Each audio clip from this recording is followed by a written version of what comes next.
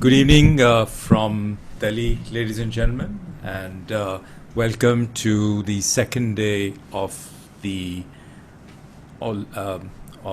India Policy Forum.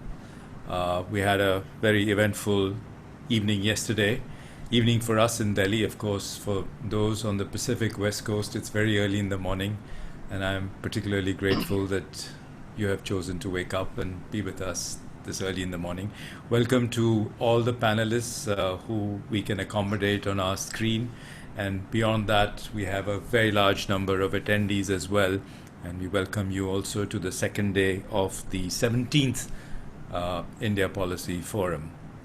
As I said yesterday, and I'll repeat that again, and then request my co-conspirators, Karthik Muralidharan and Barry Bosworth, to chip in.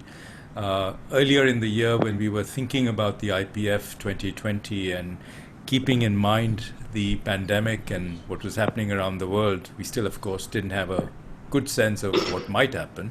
But anticipating that we would not be able to travel, we first thought that we might actually postpone and cancel the IPF, but soon realized that indeed it is precisely a forum like the IPF that's required in today's particularly disturbed setting when we are in a position to debate and discuss policies, programs, and the outcomes that they yield in a setting like this.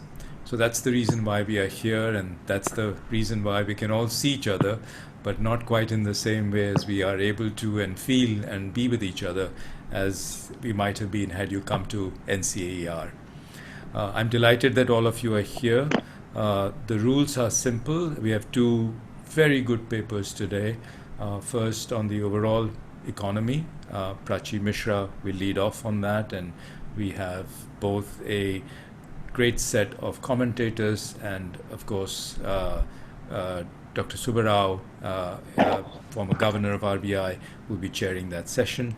And that will then immediately lead to a paper on health policy, Ajay Shah, and two fantastic commentators there as well, Dr. K.P. Krishnan and Dr. Randeep Guleria. They'll be introduced before the session. And there we have the Secretary Designate, Rajesh Bhushan, who will chair that session. So a very rich set of offerings today. Please feel free to take a break in between, turn off your camera, get a cup of coffee, take a toilet break, whatever you need to. Please feel free to come in and leave. We have no real complicated rules. There are 20 minutes for our 30 minutes for our authors, and then 10 minutes each for our discussants, and then we'll have the floor discussion. We have the full 90 minutes as we usually have in the IPF for open discussion. I would urge our panelists to please go to the participant button at the bottom of your screen. Press that. You will see a list of your names. Please, against your name, you will see an option to raise hand, and then that hand will show up on the screen, and the chair will be able to call on you in the order that they see you, and I will be helping the chair do that. For our attendees, you have a Q&A box at the bottom. Please feel free to write in your comments, address them to either the authors or the discussants, or in general, and we will seek to answer as many of them as we can in the session itself. There is a transcript of those questions that will be shared with the authors as well, and we'll encourage them to respond to you directly because we have your email and your contact address, so we will do so. So with that, let me welcome you all again. I see some great faces, and I hope that I can, and the chair will call on some of them, including his successors as well. I see Raghu, who has just joined us. So I hand over to you, Dr. Subbarao, and then after your introduction, we have a little timer there as well that will count down It's a big help to our authors so that they can keep count of the timing. And in general, we've always been very good on timings at the NCR, and we intend trying to do that for this IPF as well. So again, welcome, and we hope that we'll have a very good evening and a very good afternoon and morning wherever you are today. So over to you, Dr. Subbarao. Thank you. First of all, I want to thank IPF, Shankar Shah in particular, for asking me to chair this session. It's an opportunity to which I attach a lot of value. This economic crisis triggered by COVID-19 is like no other. It's hurtling the global economy into a downturn, the deepest since the Great Depression. It's pushed China into a slowdown, the sharpest slowdown since 1992. It's barreling India into a growth contraction for the first time in 4 decades. We're seeing governments and central banks around the world ferociously fighting the crisis.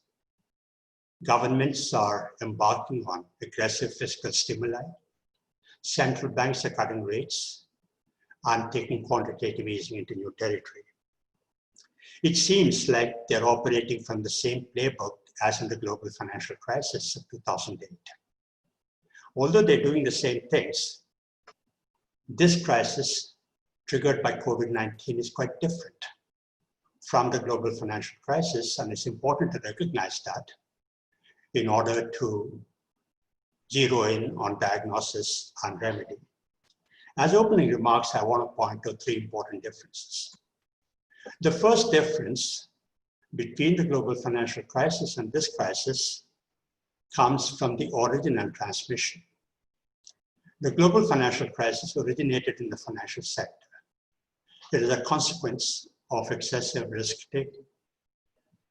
Pressure built up in the financial system and it exploded spectacularly. The solution was to restore financial stability. We saw governments and central banks in the forefront, on the front line, engaged in the task of restoring financial stability. This crisis, on the other hand, came from outside the financial system, from outside the economic system. It's a consequence of a new virus. The final, ultimate solution to this crisis has to come from science. Meanwhile, what governments and central banks are doing is just a holding operation. The second difference between the global financial crisis and this one is about the geographical spread. Even though the global financial crisis was called global, it did not affect all countries equally. Asia was less affected. China was even less affected. Arguably, it was the fiscal stimulus by China that prevented the Great Recession from turning into a Great Depression. This time round, there is no major economy that's not affected. This virus has not spared any major economy. There is no single country that can provide support to the rest of the world. The third difference between the global financial crisis and this one is about uncertainty. Every crisis is defined by uncertainty. There was uncertainty in the global financial crisis, for example, about how the markets might respond to unconventional monetary policies. But the uncertainty in this crisis is much deeper, as someone said, of a very unusual nature. How does the virus spread? How effective are lockdowns? What is the process of recovery? When will we have a cure? When will we have a vaccine? It's arguably, it's not arguably, admittedly a challenge for doctors and medical professionals, but equally a challenge for economists and policymakers to understand the nature, depth, and dimension of this crisis. It requires a sharp mind, robust research, and clear thinking. We have in Dr. Prachi Mishra, Chief Economist of Goldman Sachs India, someone who combines all these attributes. So it's my pleasure now to invite Prachi to present her paper on Whither India's economy post-COVID 2019.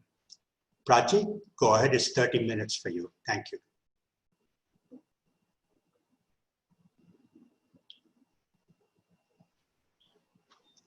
Thank you very much, Dr. Subbarao. Hope I'm audible. Shankar, I'm audible, right? Yes, you're very audible. Thank you. Thank you, Shankar and the IPF for inviting me once again. And thank you, Dr. Subbarao, for chairing the session, and to the discussants, Dr. Acharya and Professor Joshi. It's really an honor to be a part of this illustrious panel.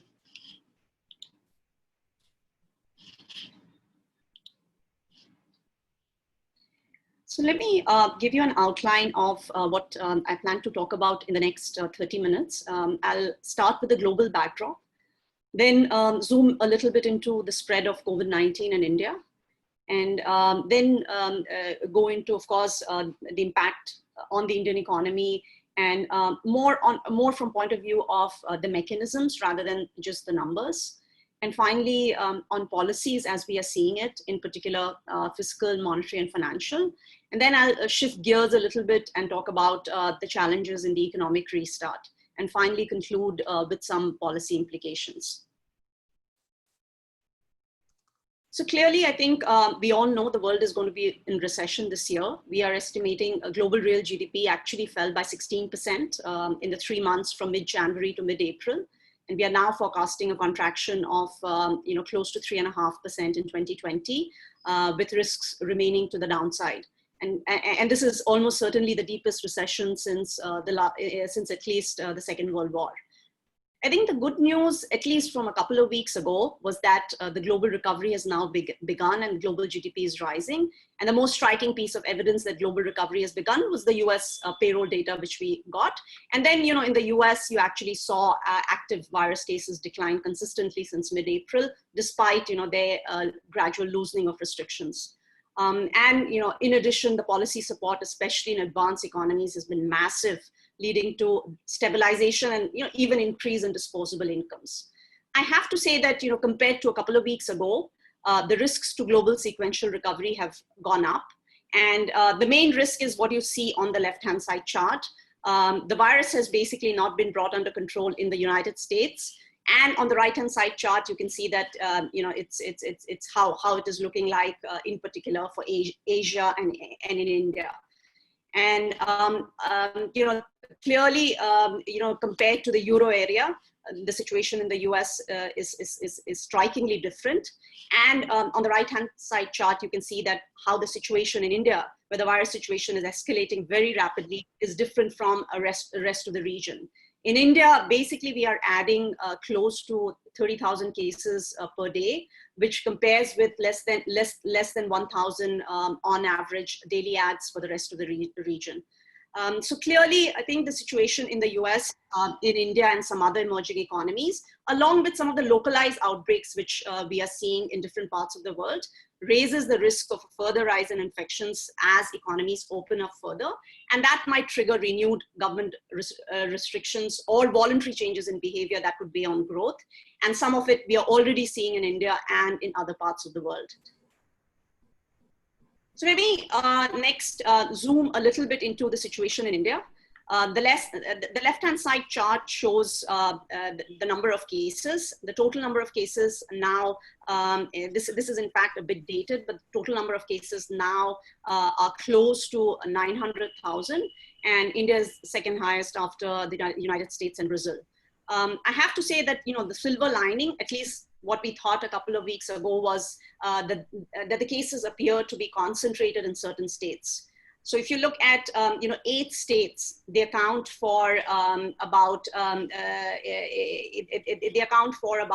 80% of the cases, and together 4 states, if you look at Maharashtra, which is here, Delhi, Tamil Nadu, and Gujarat, these 4 states were counting up to end June 65% of total cases in the country.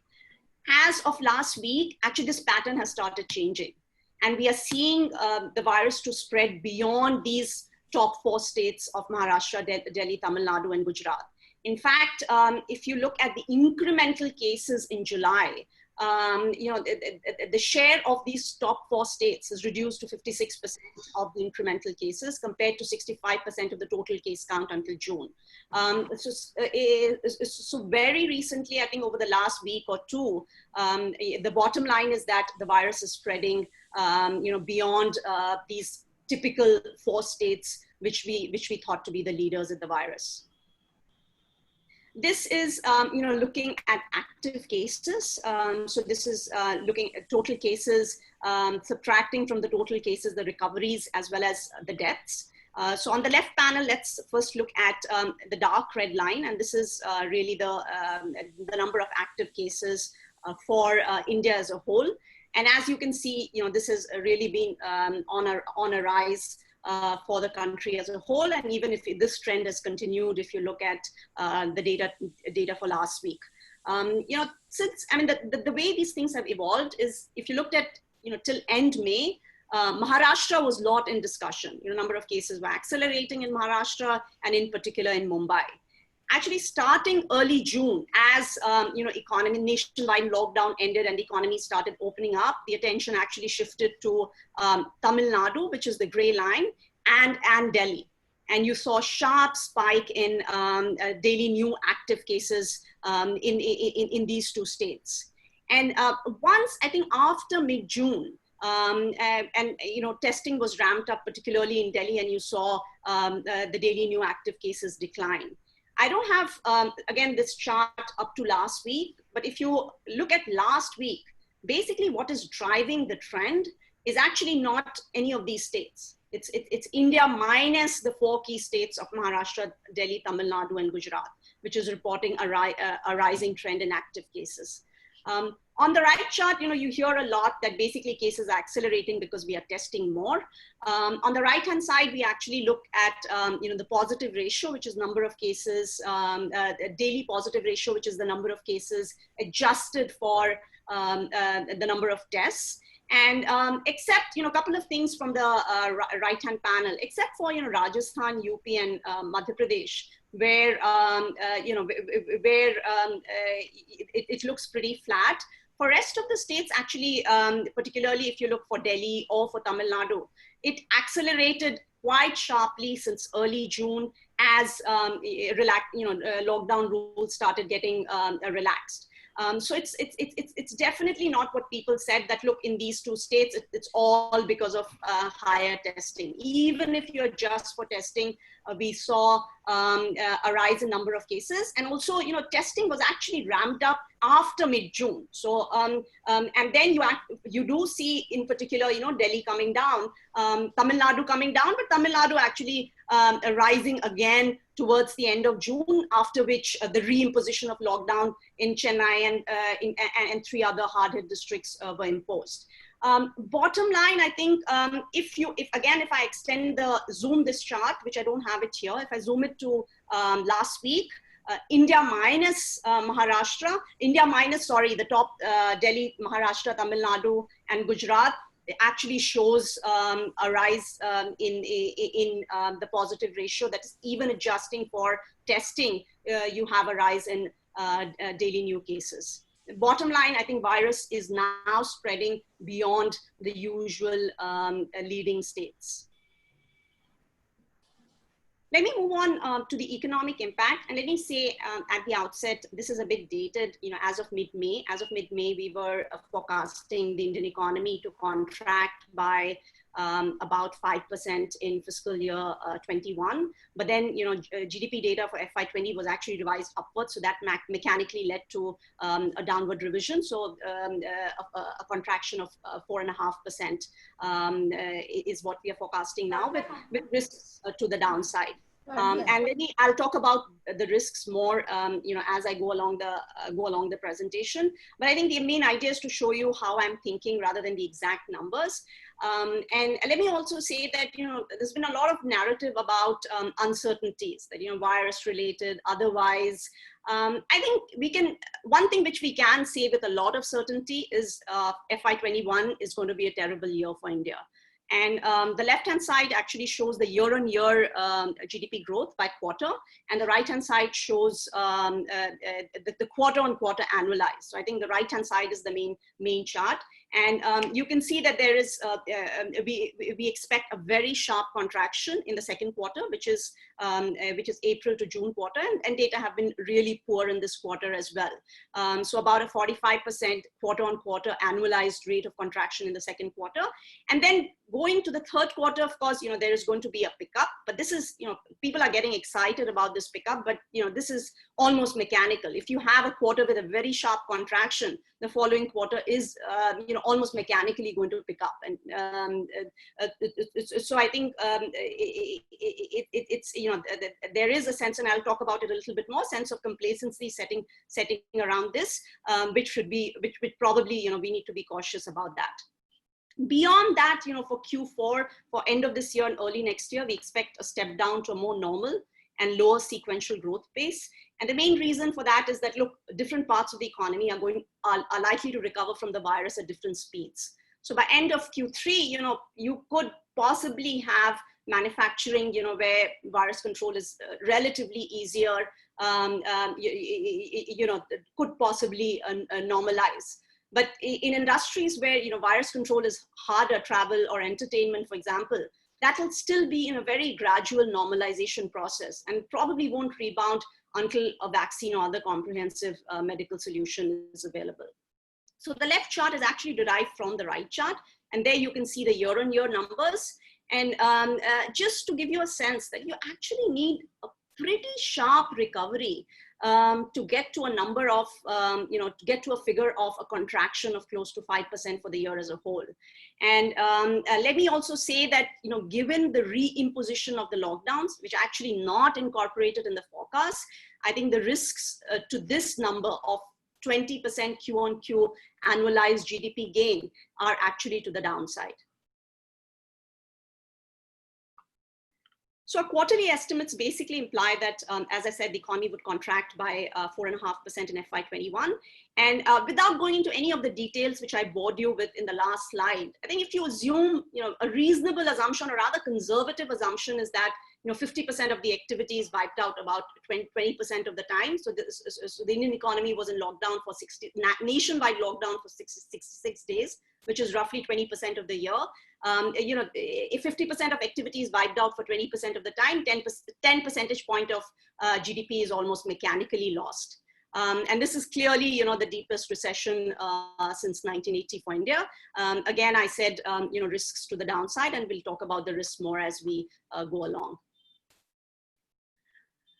So what are the mechanisms through which this virus is going to impact the economy? I think this is very standard macroeconomic mechanisms: consumption, investment, and export. So this chart actually shows where we were pre-virus and where the latest forecasts are, and it's more than a 10 percentage point downgrade in the GDP for FY21, and it works through basically three mechanisms. One is the decline in India's exports from a slowdown in global demand, as well as domestic supply chain bottlenecks, which are also important factor in determining India's exports.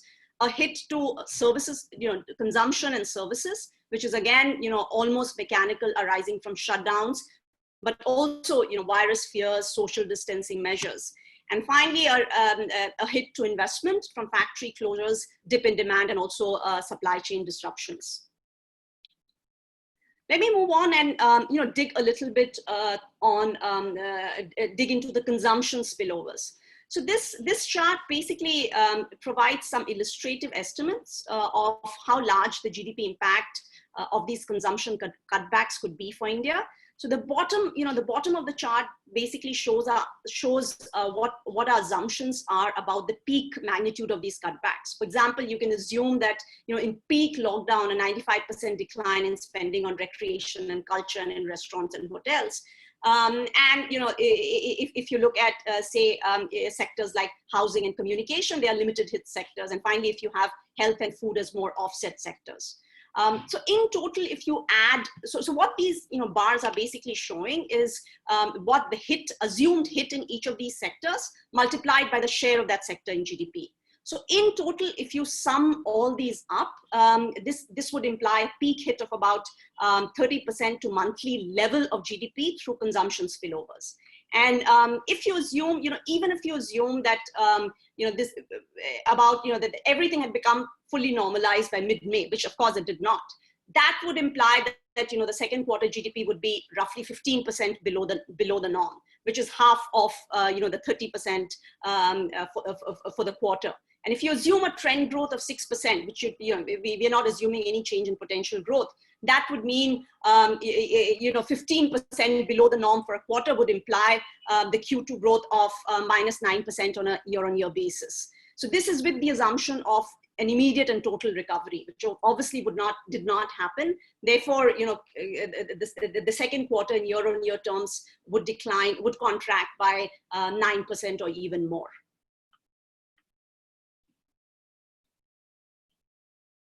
Let me shift gears a little bit and talk about what has been happening sequentially. So the left chart shows PMI and the right-hand chart shows exports and imports. And not surprisingly, when you have a PMI reading of 5, which actually people who monitored major economies and markets for decades have never seen a number as low as this. But when you have a number as low as this, I mean, it's almost mechanical. Where else can you go from here? So there is going to be a sequential improvement. And similarly for exports and imports, we've seen, and this has been true of other indicators as well. If you look at industrial production, a pickup in a sequential pickup, sharp sequential improvement in several indicators. And I have to say, I think our sense is that complacency seems to have set in among both market participants as well as policymakers looking at these figures. I think the point I want to put forward today is that, look, this is almost mechanical. Where can you go from the extremely low levels we saw in April? This is good news, but this has to be taken with appropriate grain of caution. Let me move, to policies from here. One question we often get is, why are we not forecasting a sharper pickup in the second half of the year? And why do we have like 15%, 6% Q-on-Q annualized rate of growth in the third quarter and the first quarter?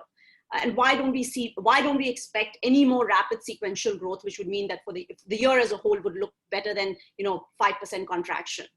I think my view is that, look, macroeconomic policies have eased in India, and probably they're going to ease even further. But policy support, and in particular discretionary fiscal policy support, I mean, the kind of support, discretionary fiscal policy support is basically direct support to households and businesses. It's the kind of support which can minimize the second round effects of the pandemic and make any economy quickly recover in times of an unprecedented shock like what we have seen. Our calculations suggest that this has been very tepid so far. So on the left-hand side, you look at you can compare discretionary fiscal policy support in India compared to the world, to developing economies, emerging markets, US, but also China and LATAM, SEMEA, etc. I think, definitely, first of all, I think it's definitely much smaller than the 10% of GDP, which was announced by the Prime Minister. Our calculation suggests that it's about 1.8% of GDP. And in a cross-country perspective, it looks small, not only compared to advanced economies like the US, 12% of GDP, another 7% of GDP expected, but other emerging economies as well. If you look at the EM average, India looks very tiny relative to the emerging, other emerging economies as well. So on the right panel, I'm showing you what we call as fiscal impulse. So basically, fiscal impulse is typically people look at headline fiscal deficits and basically look at the change in the headline fiscal deficit and say that fiscal policy is contractionary or expansionary. What this does is actually looks carefully at each line item of the budget, central government as well as state government, and it basically assigns appropriate multipliers and lags to each item of the budget, and that's how you aggregate all this and get the fiscal impulse. So this, I think, the key to focus is the last bar, last set of two bars. And, FY21 budget, this is the budget, but this budget is not relevant at all. Budget framework is totally, irrelevant now. What is important is the fiscal impulse. assuming the 1.8% of GDP stimulus. So basically, we are estimating this fiscal impulse to be neutral, so close to zero, assuming that the government actually spends how much is in the budget. However, interestingly, what we are hearing is that government has actually instructed line ministries to not spend what is in the budget. So if you assume that, the budget spending is not being realized, that would mean that the fiscal impulse actually becomes contractionary rather than neutral. So fiscal policy, rather than being a support to growth, is actually going to be a net drag on growth. A little bit on the medium term, I think clearly, fiscal uncertainty remains very high.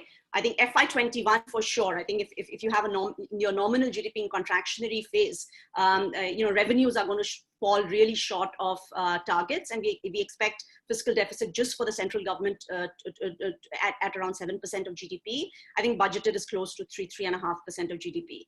And if you include the states and if you include the public sector enterprises as well, that would imply sovereign fiscal deficit of close to 15% of GDP for FY21.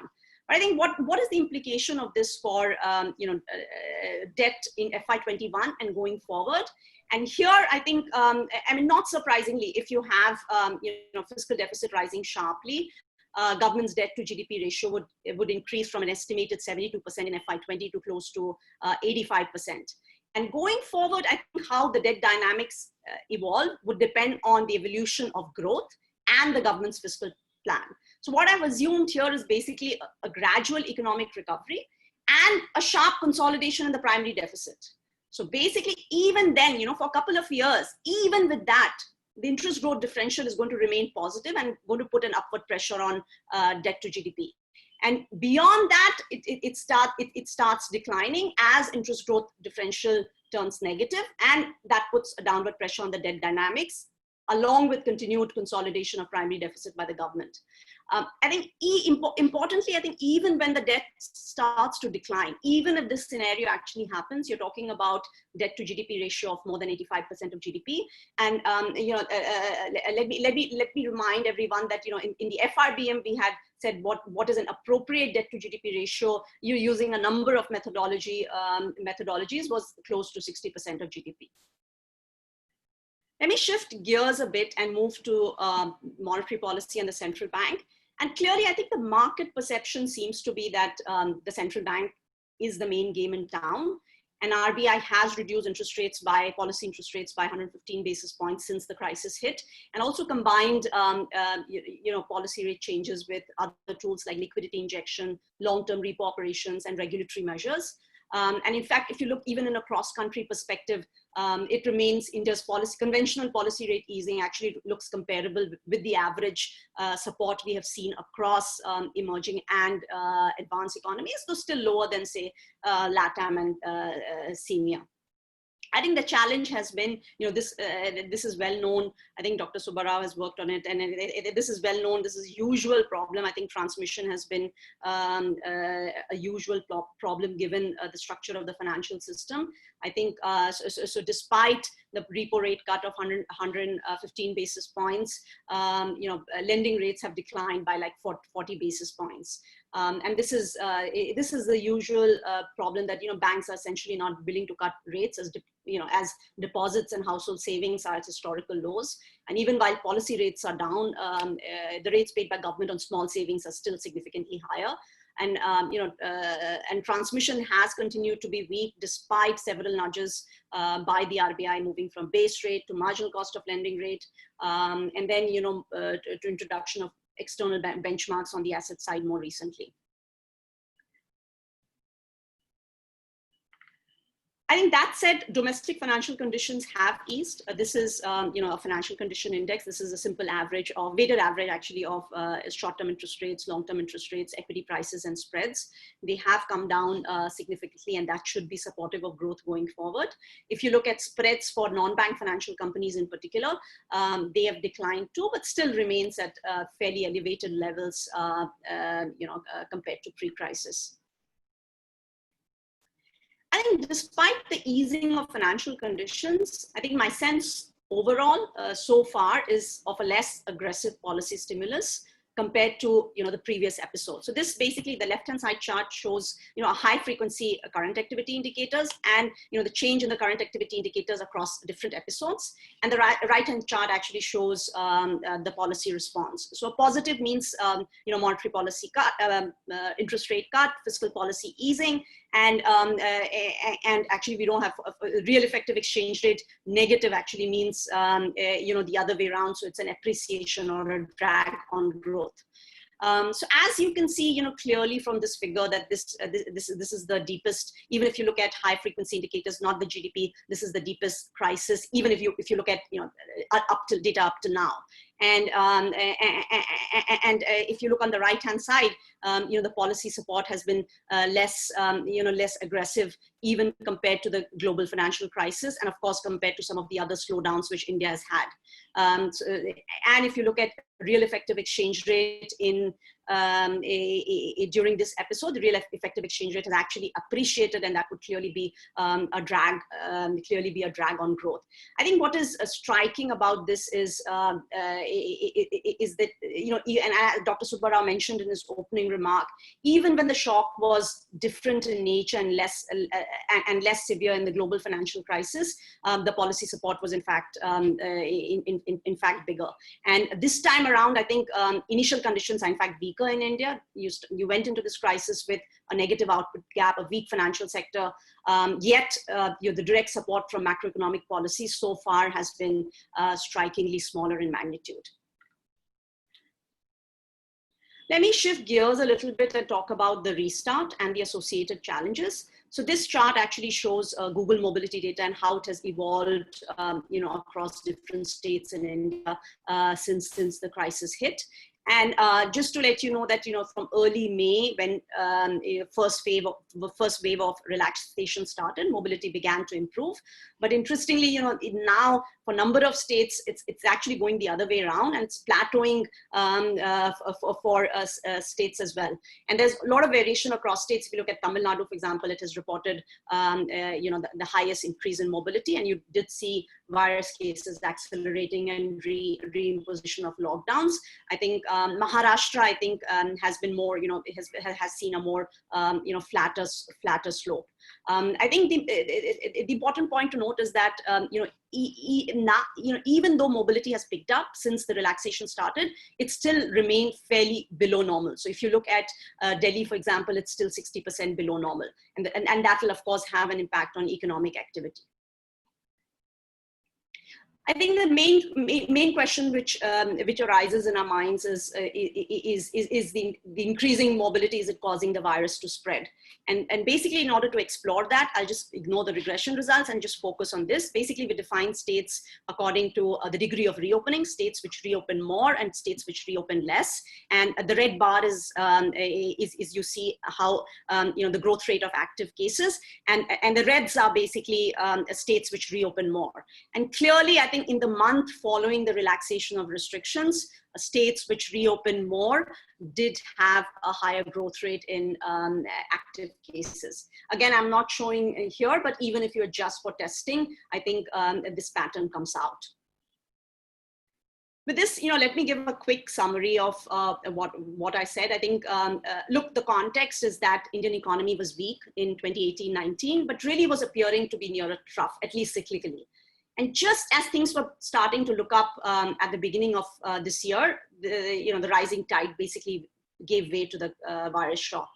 And what I tried to do in the last 30 minutes or so is just present a very quick overview of the macroeconomic and fiscal implications and lay out some of the challenges. Look, globally, again, Dr. Subbarao talked about it. It's the most unprecedented shock in post-war history, and some people are comparing it with the global financial crisis, but shock is truly different this time around. As I said, deepest recession, at least since the Second World War for the world as a whole. Things were looking good, but actually now, there are key risks to the global sequential recovery as well, given that the virus has not been brought under control in the US and in several emerging economies. And as I showed you that chart, India really looks as an outlier relative to the rest of the region. I'm going to skip the rest of it and probably just move to the last chart, the last slide. And just to say, we always focused on day-to-day short-run management issues, but I think this is really the IPF is probably the forum to think through, where will growth come from in India in the medium term, and what will be the key macroeconomic drivers of growth. As I showed you, discretionary fiscal policy support defined as targeted support to households and businesses, the kind of policy support that can revive any economy quickly in times of an unprecedented shock, has been very tepid in our view. Monetary policy has been the game in town. However, transmission of conventional monetary policy continues to pose challenges, and exchange rate has actually remained remarkably stable in this crisis, and RBI's real effective exchange rate has actually strengthened by 4% since pre-COVID. So that would also be a drag on growth. So you can think about that, look, pent-up demand, favorable base effects, and massive policy support in advanced economies driving global recovery could lift India's economy in 2021 and beyond. But I think the bottom line is that we really struggle to see any domestic fundamental forces to drive growth in the medium term. And I'll just conclude with, what we see the key risks to India's medium-term outlook. I think the key risk, I think not a surprise to everyone, is the pandemic not being brought under control over the next few months. The second risk, I haven't talked about it much, is clearly domestic financial sector risks. I think post-COVID, the government has announced a series of credit guarantee schemes, several regulatory measures, moratoriums. All these pose a host of implementation challenges. This is true not only in India, but across the world. I think the key risk, which I see, is a lack of significant credit offtake from these programs, and at the same time building a host of medium-term risks in the system with regulatory forbearance leading to moral hazard, higher NPLs, or risks relating to fraudulent practices. And finally, I think the third risk to watch, I talked about it, is the fiscal risks. I think nominal GDP is going to be in a contractionary mode. That's going to put a sharp upward pressure on government's fiscal and debt position. And interest growth differential turning positive, debt dynamics is likely to turn adverse. I think the interesting thing is that the market participants and credit rating agencies are actually less worried about the worsening of fiscal and debt positions in the short term. In fact, it's actually the reverse. They appear to be more concerned about the fact that, look, India may not have the administrative and fiscal capacity to implement a large support program, and that would be a big headwind to growth. So I'll just conclude by saying that I think what would reassure markets and probably avoid further credit rating downgrades for India is not lower fiscal spending in the short run, as many perceive, but more importantly, a proper strategy to revive growth and combined with a credible fiscal plan for the medium term.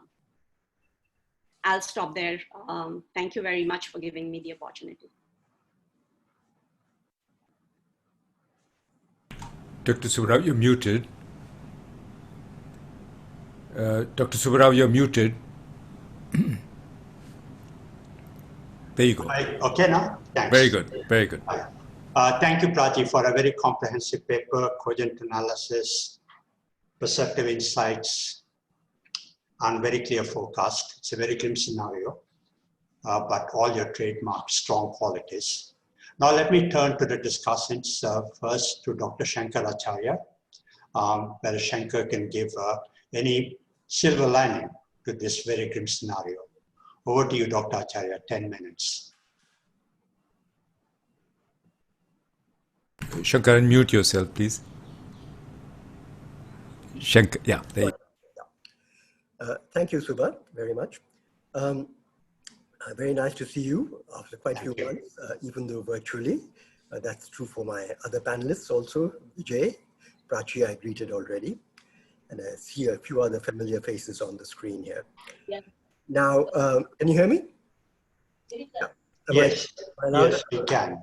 Okay, good. Now, a topic like Whither the Indian economy tempts one to talk for at least an hour. But of course, Shankar had said, no, you'll have 15 minutes. And now, of course, Subba has squeezed that down to 10 minutes. So I'll make my points in a somewhat more staccato way than perhaps I might have otherwise done.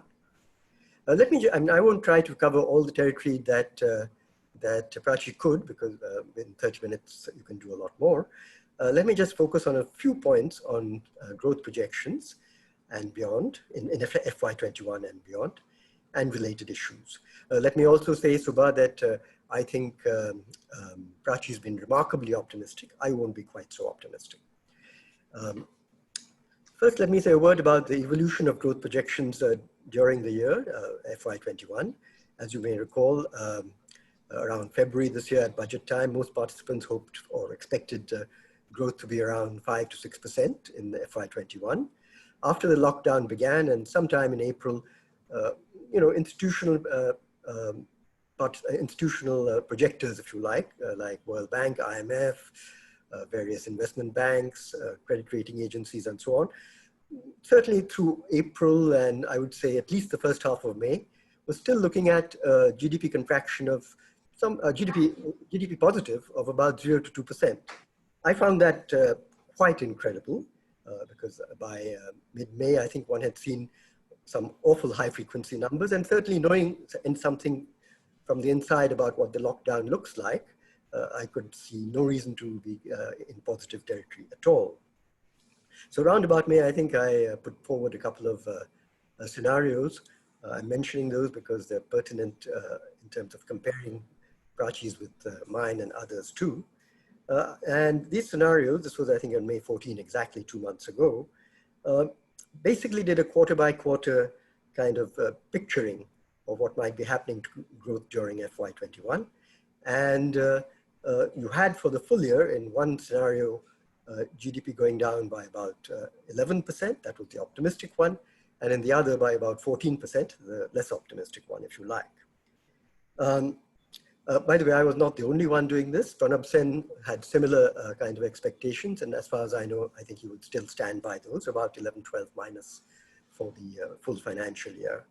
The NCR in its first version of its quarterly review had a number of scenarios, and one of them was about 12%, and the others were much more optimistic based on various kinds of interventions.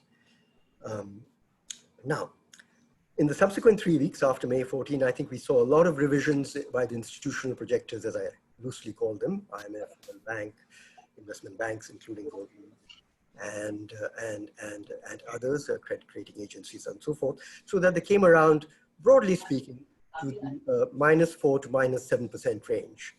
I think as Prachi and Goldman came down to -4.4, and but others, I think like State Bank was around -7 and so forth. I won't go into the details of those, but broadly the range was rounded up between -5 and -7% for the full year.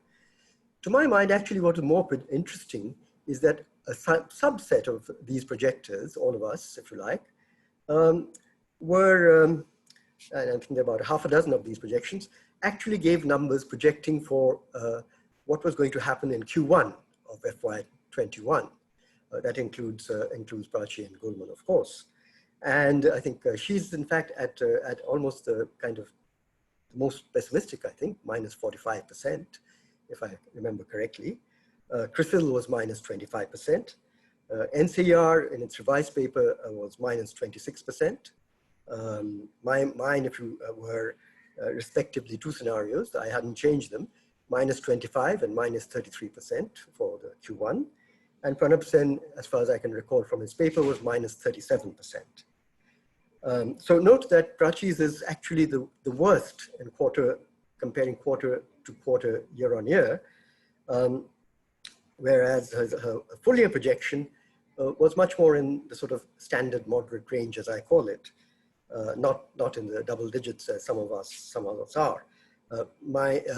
Prachi, I'll make the following bet with you, that if Q1, and I'm using fiscal year here, goes down by 45%, as you expect, there's no chance of getting anything below. I mean, let's put it this way. It's very, very likely that the full year will be above -10% for the full year. And I'd be most surprised if it's at the range that you say. So let's have a look at these numbers a year or so hence and compare notes. Basically, my view is that if we got knocked down by the lockdown to the extent of about -25 to -30% year on year for Q1, then scrabbling our way up to quarter by quarter. I agree what's going on is now sequential improvement. That's no question about that. but we're still in negative territory if you look at it from a level point of view, and will be throughout the year. And scrabbling our way up, I see really from minus 25 and range of minus 25, minus 30, we're almost certain to end up in double-digit minus for the full year. Now, here is where I think we also should really be focusing when we talk about growth during this year and also the next, not just at the growth rates, but very much at the level of what's happening to quarterly GDP as you kind of draw the picture quarter by quarter. Because I agree that we are probably going to see some version of a modified V, and we are already seeing that, you know, a very sharp down in Q1, something of a improvement going on in Q2, which has just begun, of course, so we don't have any data for it, and so forth. But in level terms, it will be, I think, a miserable story. Throughout the year, we'll be well below the average quarterly level for 2019-20 in real terms for GDP throughout the year this year.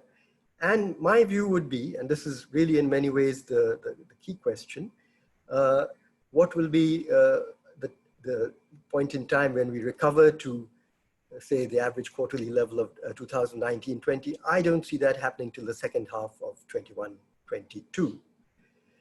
And that's assuming that the unlockdown, if you like, proceeds relatively smoothly, of which the current evidence is not that very good. We are getting a lot of, if you like, rollbacks for medical reasons, maybe sound medical reasons, I don't know. In you know, Maharashtra, Pune, Tamil Nadu, Chennai, and Bangalore, and so forth. So I think it's going to be significantly grimmer than the picture that Prachi painted. As I say, my expectation is, if we are lucky, we'll get to the 2019-20 GDP levels in the second half of 21-22. What about sort of beyond 21-22? And this will depend, I think, pretty obviously on what's happening to the global economic environment, what's happening to the pandemic, and our own policies this year and next. And I'm now talking about after 21-22, 22-23 onwards.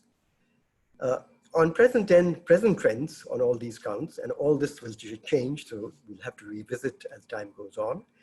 I really don't see a growth in the medium term in India being outside the range of 3 to 5% annually for several years after 21-22, for a variety of reasons.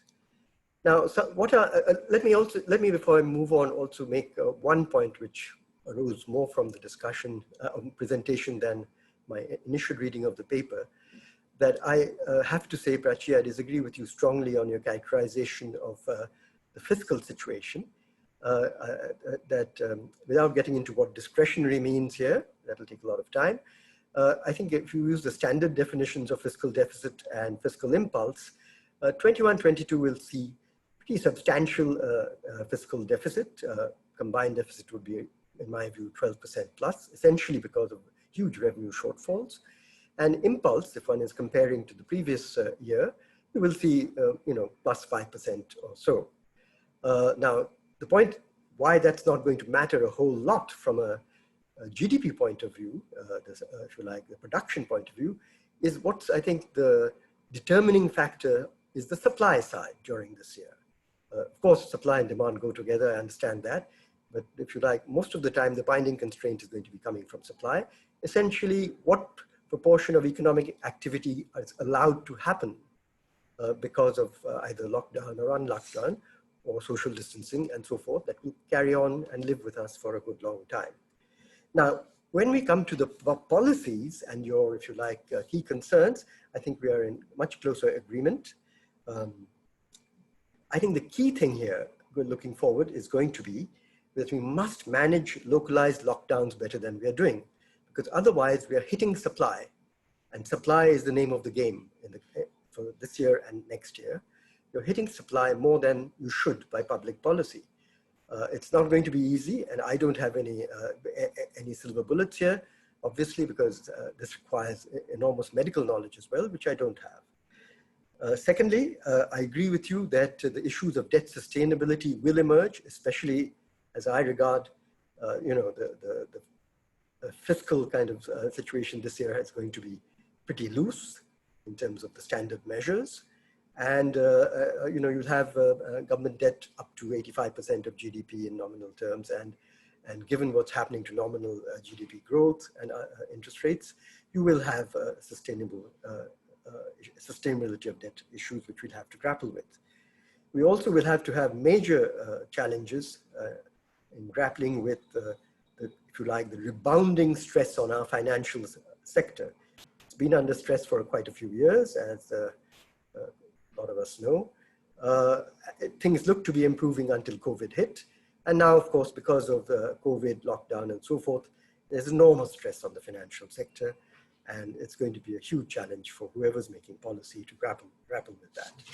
I think a couple of things that you did not mention, Prachi, which I would emphasize on the policy side as we look to the future.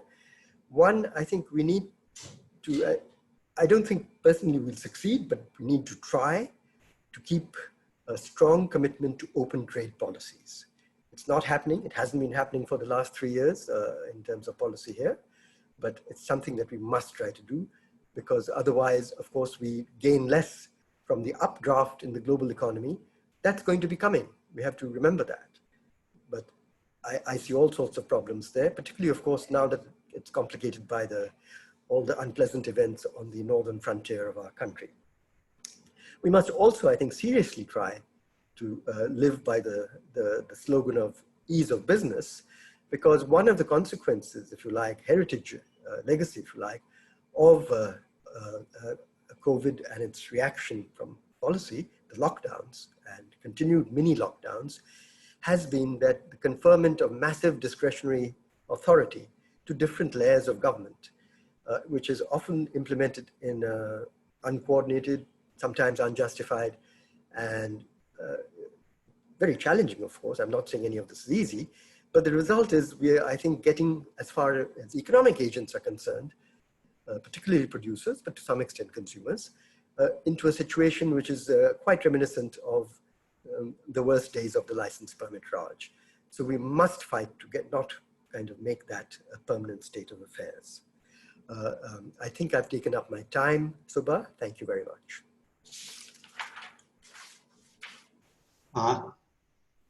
Thank you very much, Shankar, for that very thorough analysis of the extent of contraction and for clearly indicating where you agree with Prachi and, importantly, where you disagree with her. I'm disappointed, though, that you painted a very grim picture. We were looking to you for giving some silver linings, but I know that you gave your best professional estimates. And thank you very much also for those policy pointers towards the end. They're very useful. Thanks very much, and good seeing you once again. Now let me turn to Professor Vijay Joshi, Oxford. Professor Joshi. Right, can you hear me? Yes, of course, yes. Okay. This is a very interesting and very nice paper. I won't go on singing its praises because I have only 10 minutes. But what I will say is that it could become even more of a valuable paper and help policy making if it discussed policy options a little more in greater detail than it has. A couple of minor points about the early parts of the paper. I wish that there had been more detail about the employment and unemployment situation, because that is important both from a welfare point of view and macroeconomically. And I also think that there could have been a little more detail about the destruction of supply chains.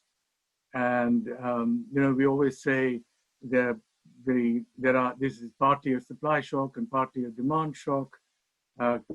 Can that be given any empirical content? Now, I come to the main points that I want to talk about. The paper makes the important point that government discretionary fiscal support has been only 1.8% of GDP, and the fiscal impulse is only around 0. Now these are very important points. The concepts of discretionary fiscal support and fiscal impulse are not very commonly understood by non-macroeconomists. And I think a little time could be spent explaining them, and also showing why the government's figure of 10% of GDP as the fiscal stimulus is highly exaggerated. And if the fiscal impulse figure is to be believed, then that means that there is hardly any fiscal expansion at all. That's a very important point, and I think the author should really try and explain that in some depth. Now I come to the main gap in the paper, which is a discussion of policy options as of now. Hints, the paper says that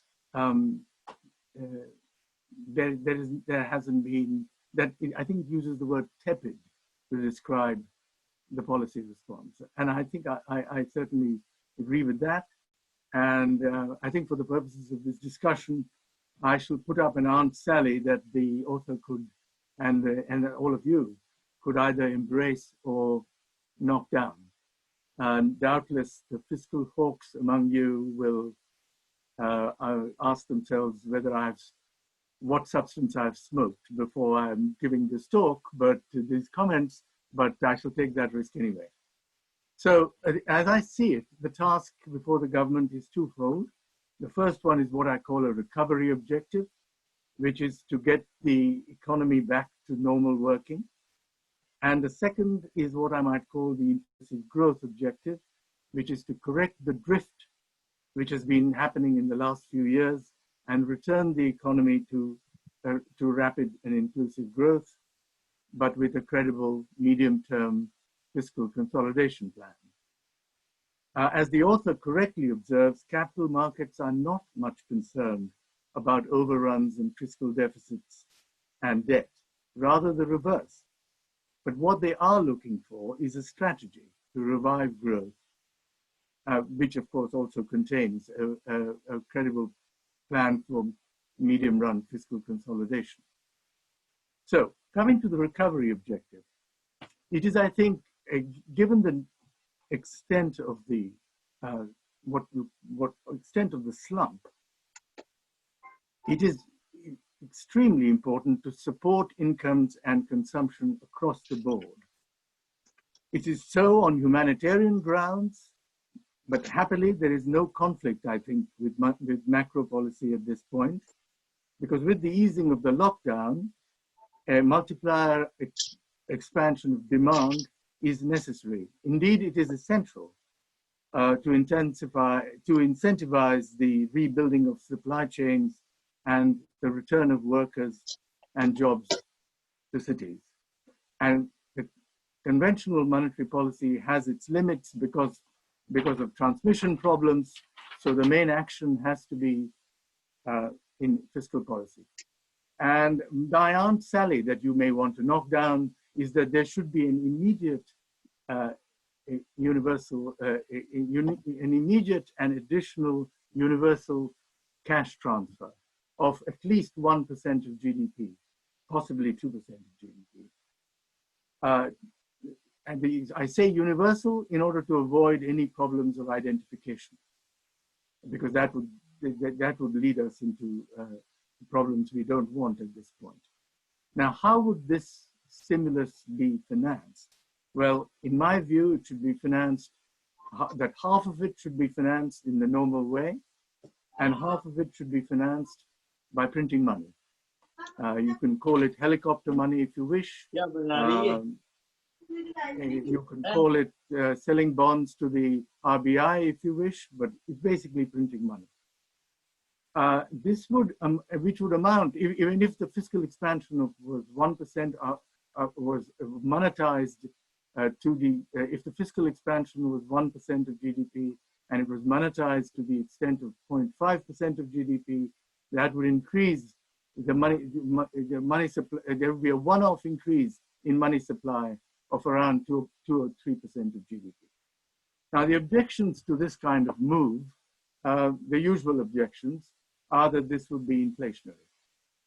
But note that, first, oil prices and commodity prices are low, food stocks are high, current inflation is running at 6% because of the destruction of supply chains, but there is a lot of disinflation coming along the way. And it is in fact important at this point to revive demand if supply chains are going to be revived. Import demand will increase under this scenario, but that's not a worry because we are starting from a current account surplus and the reserves position is very comfortable.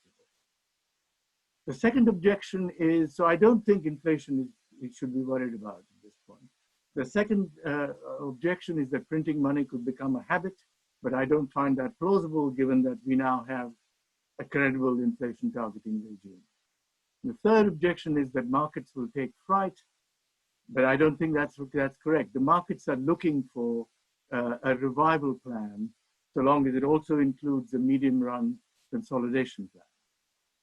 Now I turn to the inclusive growth objective. So if the economy is returning to normal, then we also want to have a step up in growth, and this objective can be pursued either sequentially or simultaneously with the recovery objective.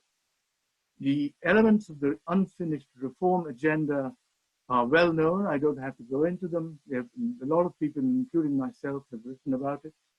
Some modification may be needed because of the virus, because of the pandemic, but not the essentials. But any reform program will require more financing, more public investment, more social expenditures on health and education, and possibly on cash transfers, and more fiscal consolidation. And how can that be achieved from a macro financing point of view?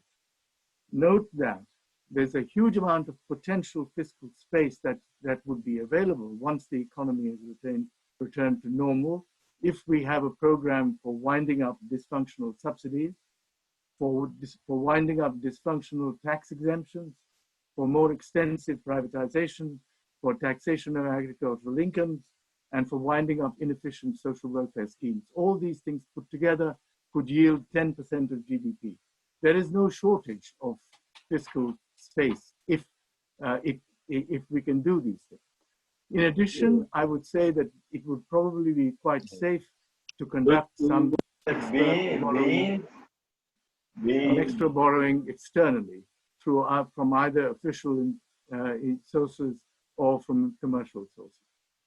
So this requires a medium-term strategy in addition to a recovery plan.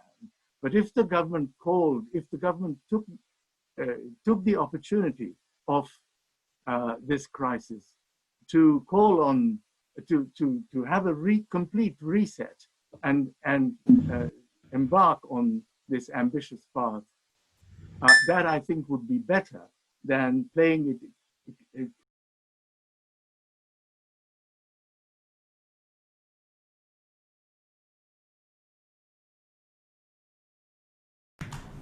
Vijay, you've muted yourself for some reason. Vijay, we couldn't hear the last couple of minutes. So where shall I start from? Just the last minute or two. Well, I was just. Did you get the business about the potential fiscal space? Yes. Yes. Well, I was saying there is potential fiscal space, domestic fiscal space, if certain things were done, which I outlined. And there is also the possibility of some extra borrowing from external, official, or commercial sources, which I think would be reasonably safe because India is not unduly exposed on that front. So there are two paths that the economy could take, government could take at this point. One is to play very safe, but that I think is likely actually to hinder recovery and to continue the drift. And the second one is the more ambitious one, is to take some risks but to use the occasion for some immediate expansion and for a complete reset of the economy. And that my vote is for the ambitious part. Thank you. Thank you, Professor Joshi, for that very clear critique of Prachi's paper, as well as for laying out your own roadmap for policy options going forward. I particularly like the fact that you actually put some numbers on this. Thank you very much indeed. So we have a few questions coming from the participants. Let me get the ball rolling. Prachi, are you around? Yes, Dr. Subbarao. Oh, okay. The first question is about fiscal policy. You said, and Professor Joshi reinforced your point of view, that the market is not going to be agitated by fiscal expansion.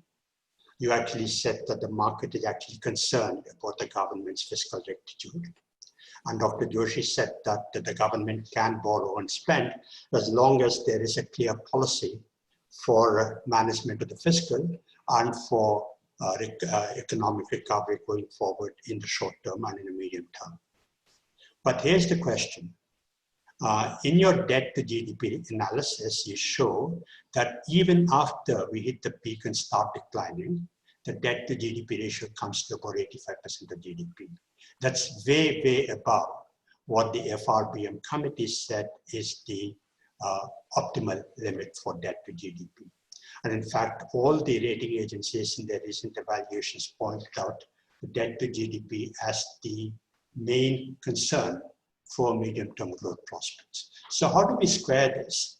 On the one side, we have a mounting debt to GDP ratio. On the other side, you're saying borrow more as long as you have a clear plan.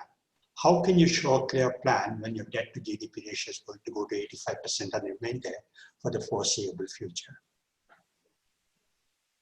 Dr. Subbarao, this is a great question. Let me say that, no matter what, whether we spend beyond this, whether India spends beyond this 1.8% of GDP discretionary fiscal stimulus or it does not, we are talking about a fiscal deficit of, as I said, for the sovereign of 15% of GDP.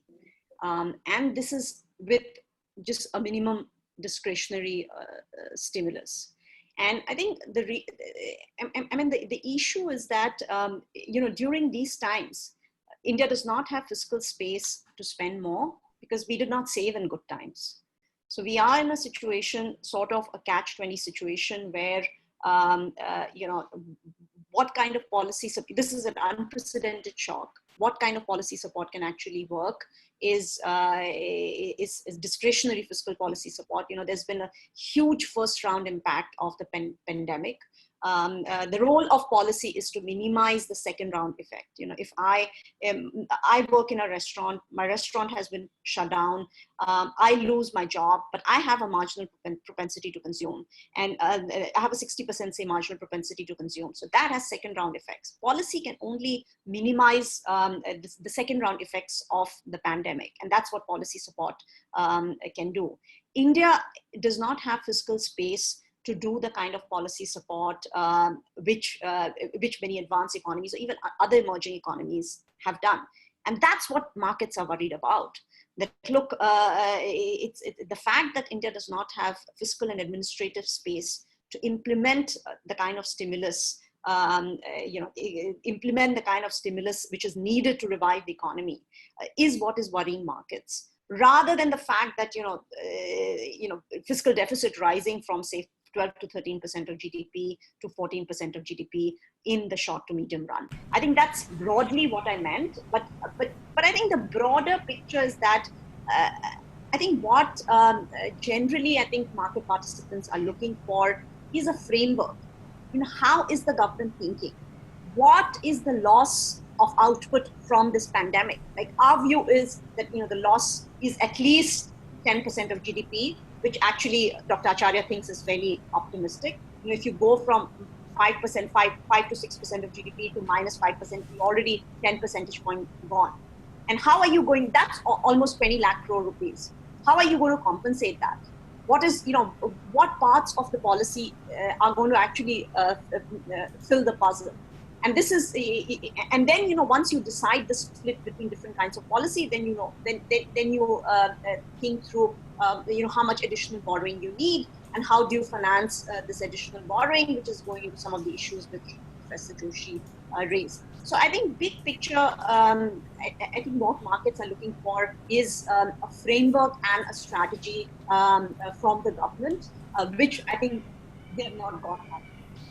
I'll stop there. Dr. Subbarao, we have several people who've raised their hands. I don't know if you see them. I see Rajeshwari Sen Gupta, Raghuram Rajan, Ajay Shah, then Govinda Rao has his physical hand up, which is great, and then Shrudipto Mandal and Karthik Muralidharan. So perhaps we can make sure that we get to these people. Actually, I can't see the people who've raised their hands. I'll tell you, it's Rajeshwari Sen Gupta first. And if I can just request everybody to be brief because we want to make sure we get as many people in. So, okay, Rajeshwari, please go ahead. Thank you so much. Prachi, it was wonderful listening to your presentation and great to see you again, albeit virtually. So I have a question which is also related to what Professor Joshi said, which is that knowing that now India has very limited fiscal space to engage in any further fiscal stimulus, no matter how exceptional the circumstances are.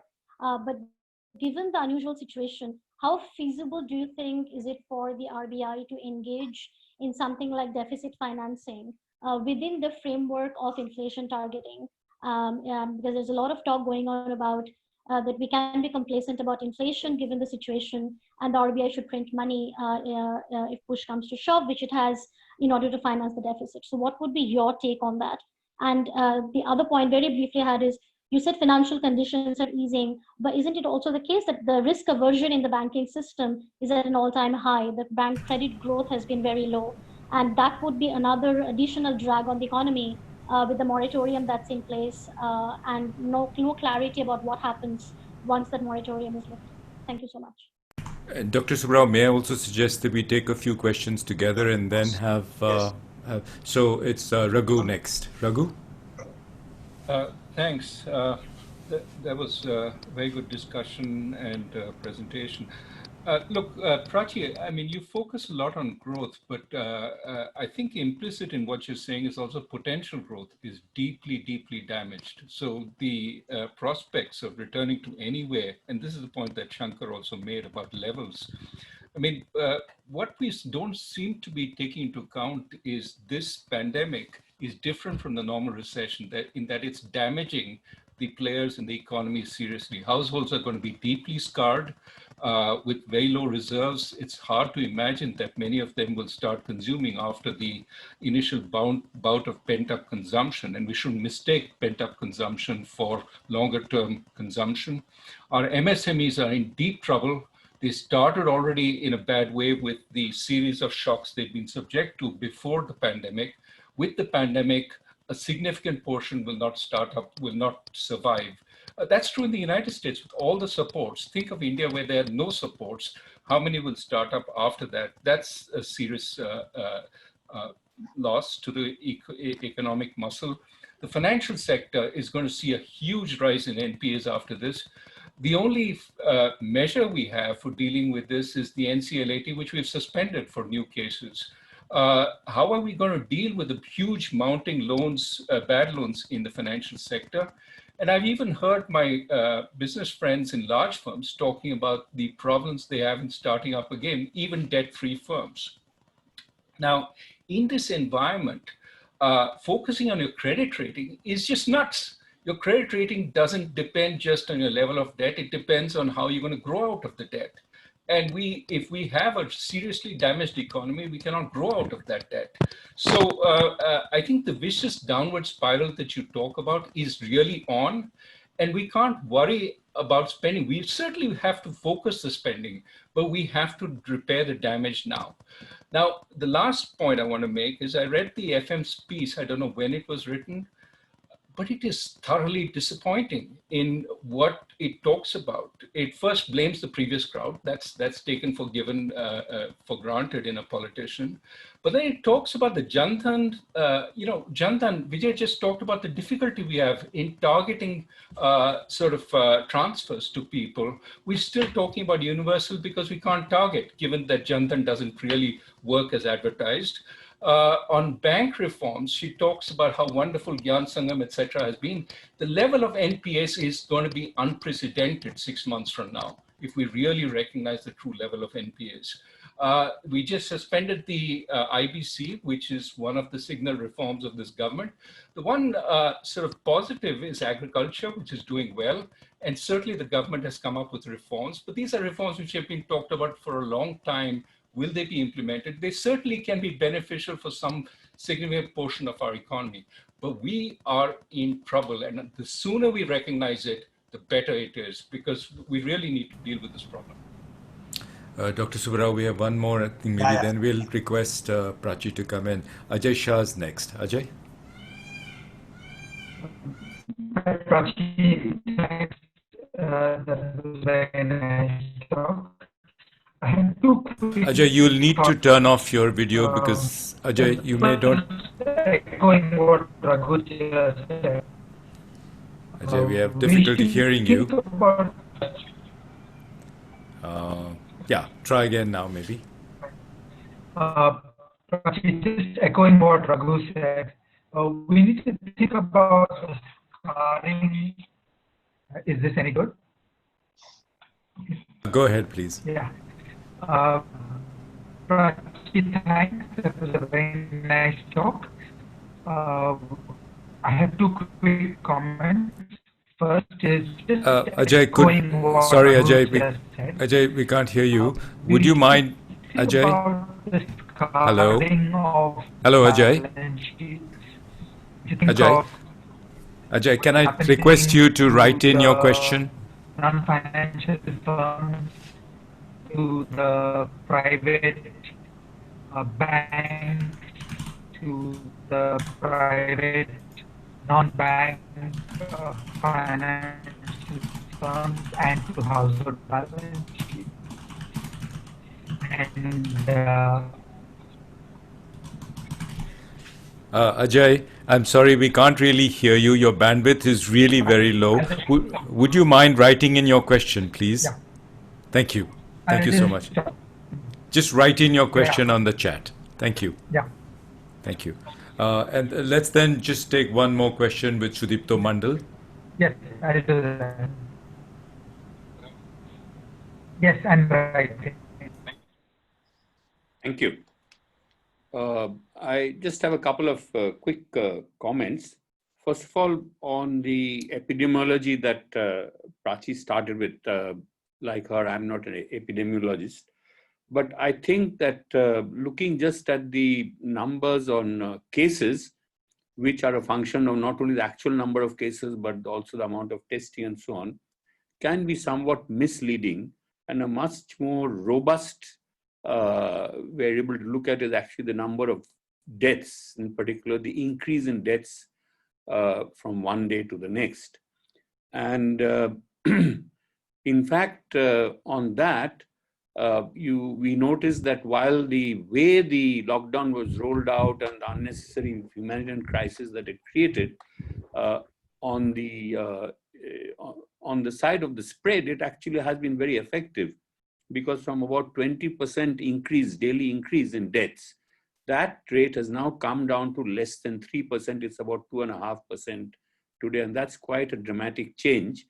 So that, along with the distribution of the spread to a few states, are the two factors we need to keep in mind in, in other words, very grim picture.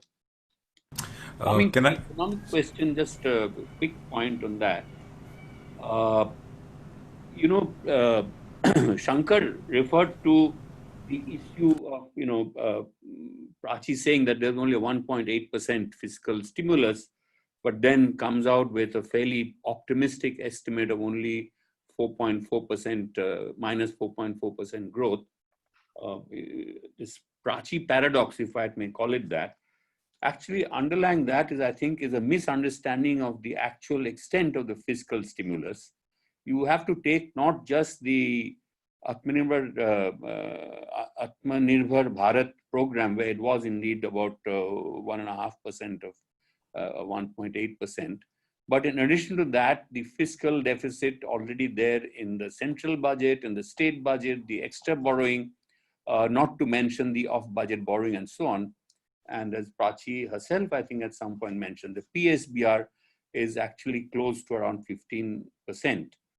And even if you take that compared to last year, that is a very large fiscal stimulus or fiscal impulse. I personally think the fiscal stimulus has to be computed not just from last year, but from where we were after the decline in revenue loss and so on. So the baseline from which you compare is what would have happened, the counterfacts of what would have happened if the government had not done all this extra borrowing and so on.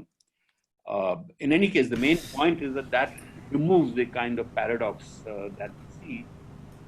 But even taking a minus 4.4%, partly because of the huge destruction of supply capabilities and supply chain with Raghu and Shankar referred to, I think more stimulus on the demand side is going to translate into more inflation rather than revival of growth. We're already seeing that the minus 6% inflation that we're already seeing.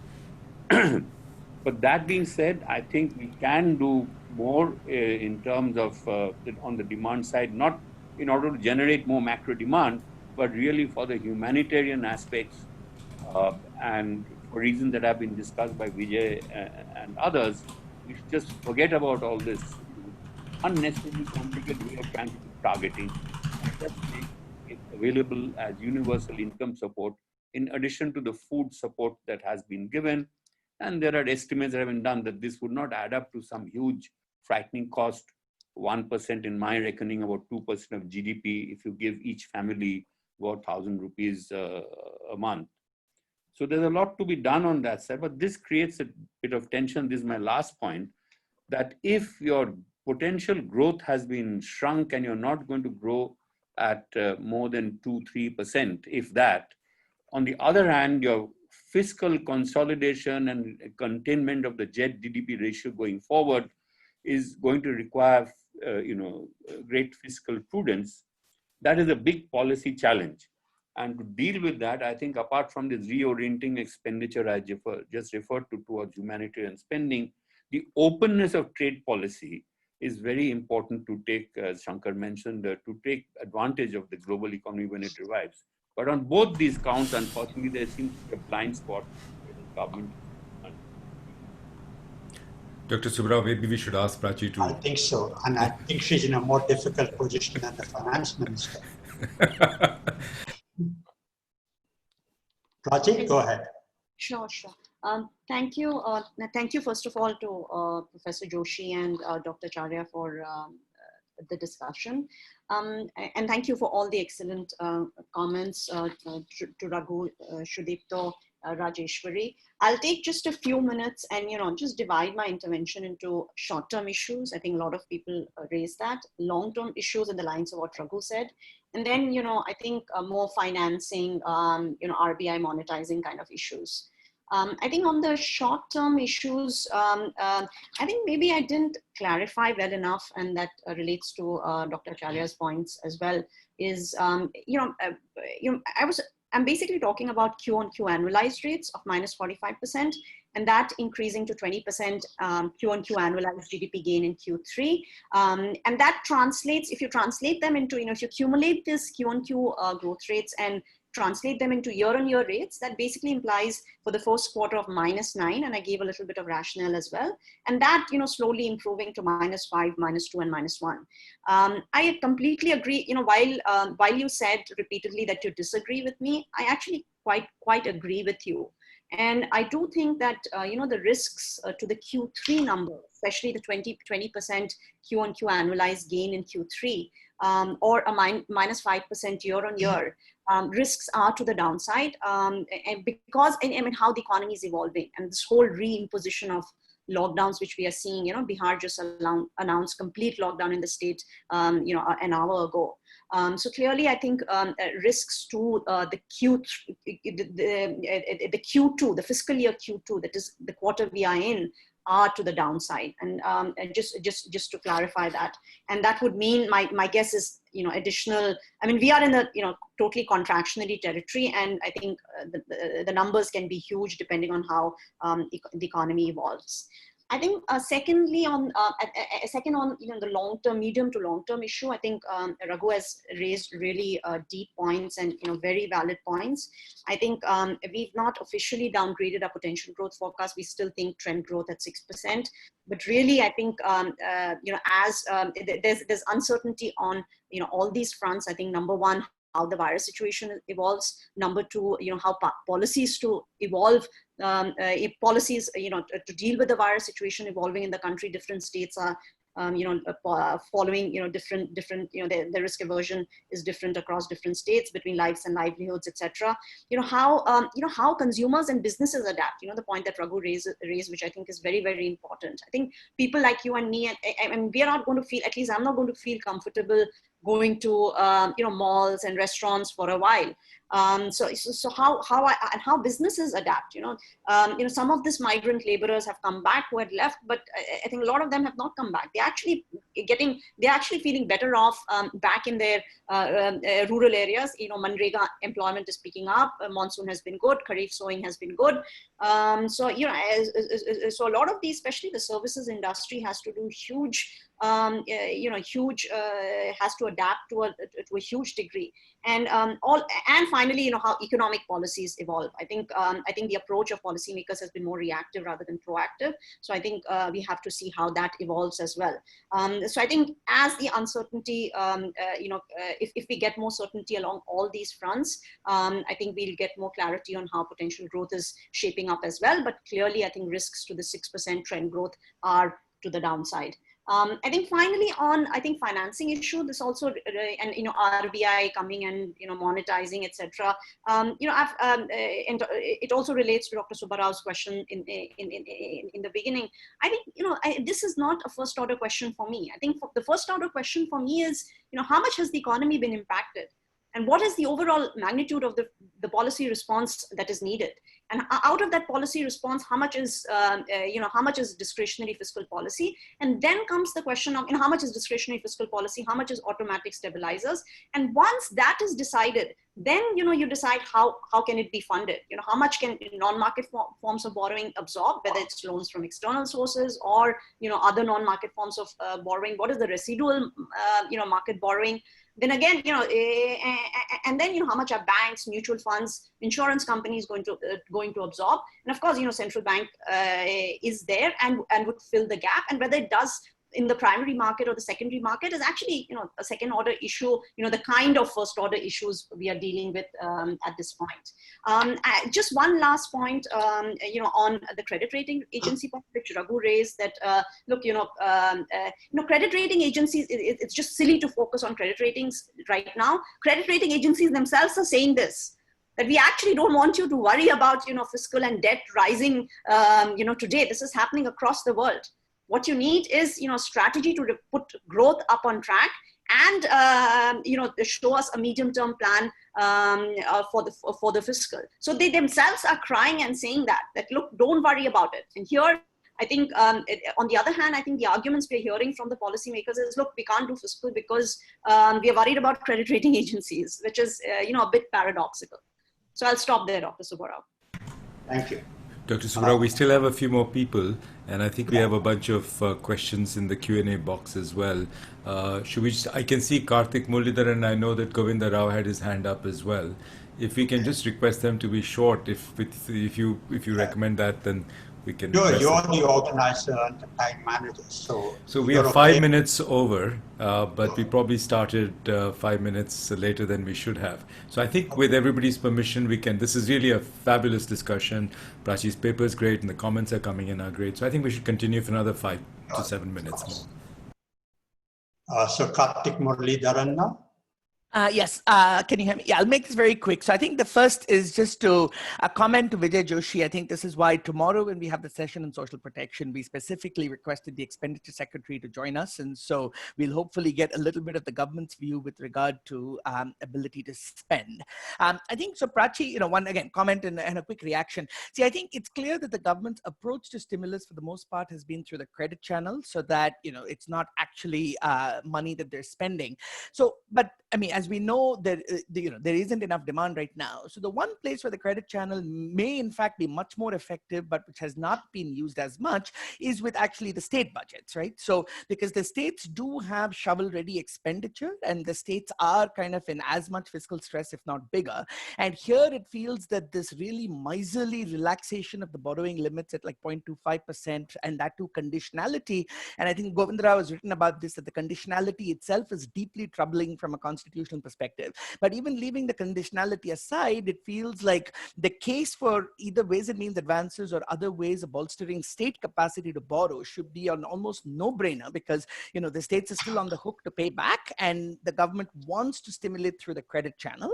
So is that, I mean, my sense is, that should be done, and wanted to get your quick reactions to that, because I am worried that towards the end of the year, you're going to start seeing states in kind of such a fiscal crunch that, shovel-ready projects will not happen, and that's going to be even more contractionary. Govinda Rao. Thank you, Subbarao, for giving me the opportunity. Prachi, it's an excellent paper. Enjoyed reading the paper. And of course, excellent comments by Shankar and Vijay. I'm only actually supplementing what Raghu said on the impact on the potential growth. Karthik did mention about the state's role in the entire scheme of things. In the overall government spending, much of the capital expenditure comes from the states. On an average, about 3% of GDP capital expenditure comes from the states.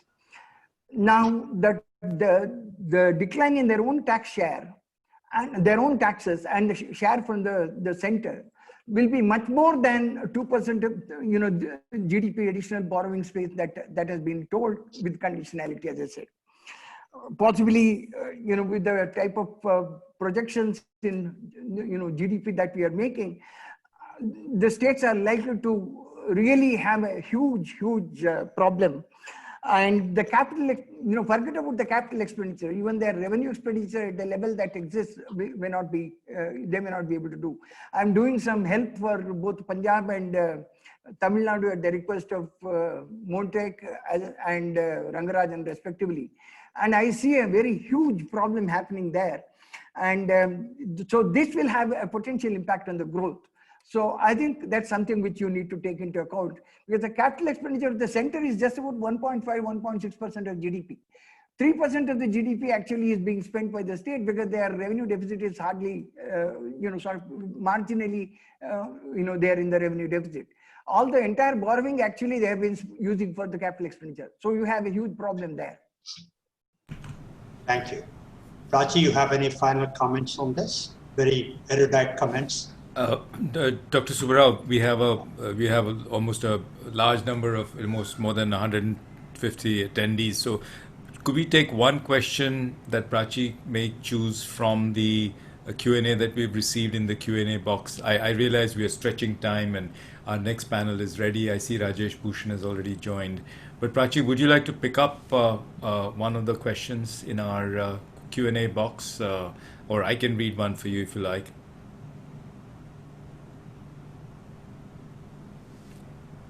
Prachi, you're on mute. Yeah. Shankar, sorry, please, I had some connectivity issue. Please go ahead. I cannot see the questions. Let me see. So I guess there's Gunajit Kalita asking about potential growth and really, I guess, supplementing the points that Raghu and others have made, saying how will this COVID recession mean for India's long-term potential growth? How will this episode impact factor production of growth in terms of capital, labor, and productivity? So it's a similar sort of question. And there's another question very quickly from Professor Shankar at IEG. Some of the economists like Sudipto Mandal, N.R. Bhanumurthy, and others are arguing that the stimulus is actually higher than 10% of GDP, while you say, Prachi, that it is much lower. Any explanation for such a large difference? This actually relates to work that Sudipto and Bhanu put forward in the NCR's quarterly review of the Indian economy. So I'll stop there. Prachi.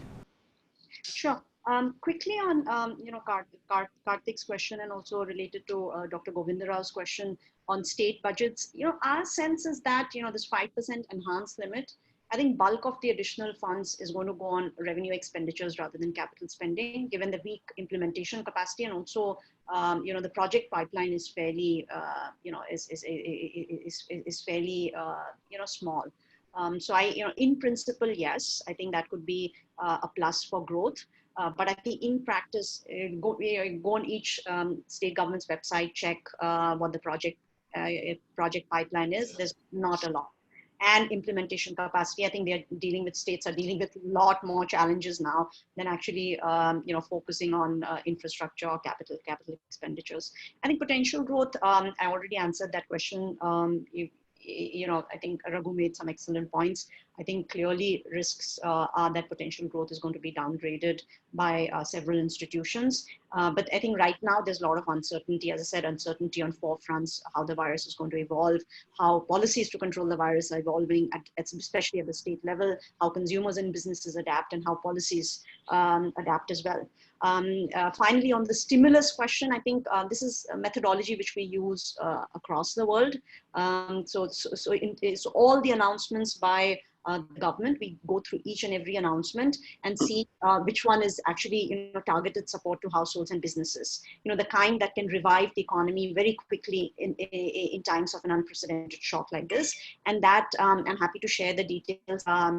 It comes out to be much smaller, about 1.8% of GDP. Basically, is the Manrega spending and some of the other support to households, mostly households. For businesses, I think there's not been much direct support. I think so it's more like directly handing money or food in the hands of the people, and things or infrastructure spending, but infrastructure spending is actually not that much. So I'm happy to share the details on how we come to 1.8% of GDP. I'll stop there. Thank you, Prachi, and I think we should conclude the session now. Shankar, is that correct? Yes, Subba. Okay. So I think between Prachi, who presented the paper, Shankar and Vijay Joshi, discussants, and all the people who asked questions, we presented a very grim scenario, but that's the realistic scenario.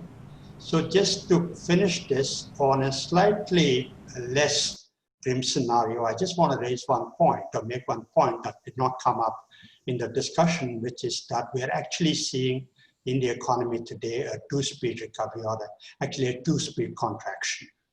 The rural economy is doing slightly better than the urban economy, which is still grappling with the COVID-19. Rural economy accounts for 65% of the population, 45% of the GDP, is actually proven to be a buffer because of the expanded Manrega spending, the spending power that's come because of the payments under PMGKY, enhanced procurement by FCI, which has put money in the hands of farmers, and it enabled the government to extend the Universal Food Security Program to the end of November. And of course, a favorable monsoon, which augurs very well for the agriculture sector. Somewhere I saw that together this accounts for about 1.7% of the GDP, and that's a happy sign. So I just want to end the session by noting that in all this very grim scenario, there are some silver linings, and we must recognize them and see how we can leverage on them as we engineer a total recovery of the economy. With that, I want to thank Prachi for an excellent paper and very, very cogent replies to all the questions. To Shankar and Vijay Joshi for their very studied and measured and very erudite discussion and to all the people who asked the very searching questions. And thank you, Shankar, for giving me this opportunity. Thank you. Thank you, Subba, for steering this session. I realize we are running 15 minutes late, but let's move right into the next session with Ajay Shah. And what I will request is if you do need to take a break, please go ahead and just turn off your cameras and do that. To the others, I'd actually request you to turn on your cameras. We don't know how long this will go on for. So the more we see each of each other, I think the better off we're going to feel. I'm going to hand over to Mr. Rajesh Bhushan, Secretary Designate, Ministry of Health and Family Welfare, who is going to chair the next session. And he's going to call upon Ajay Shah, and of course for the paper, and then for the discussants thereafter. Rajesh, we are giving 30 minutes to our authors, and then we're giving 10 to 12 minutes, I believe, for our discussants, and then floor discussion. So I'm going to hand over to Rajesh Bhushan, please. Rajesh.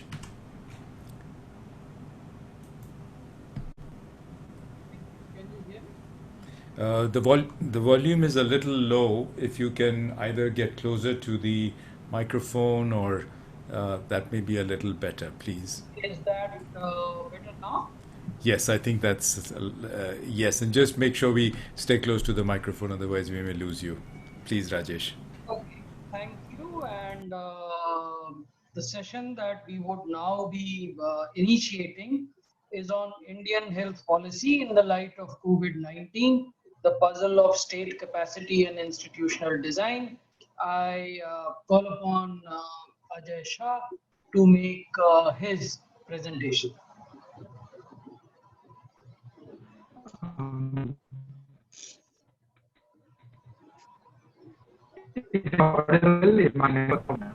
Ajay, looks like we are going to have trouble with your bandwidth connection. Ajay? Hi, Ajay. No, sorry, we can't. Ajay, so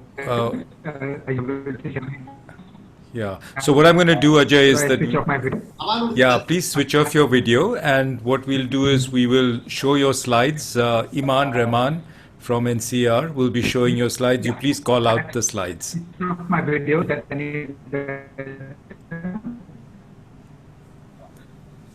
Hi Ajay, sorry we can't hear you. So turn off your video, please. We'll have Iman Rahman sharing your slides. Shankar, you might ask him to speak through his phone. His computer is causing problems. And then... no, Ajay is pretty savvy technically, so I'm sure he knows what he's doing. He's struggling with poor bandwidth. Ajay, would you mind turning off your video?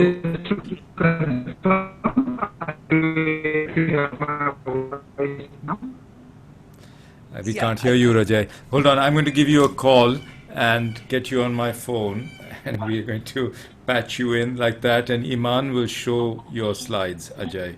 I hope your phone is on.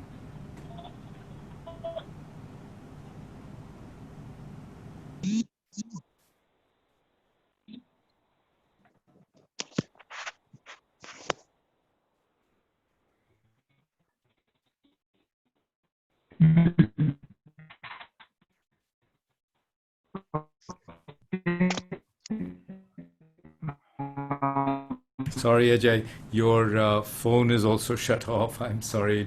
You'll need to send me a phone number I can reach you on.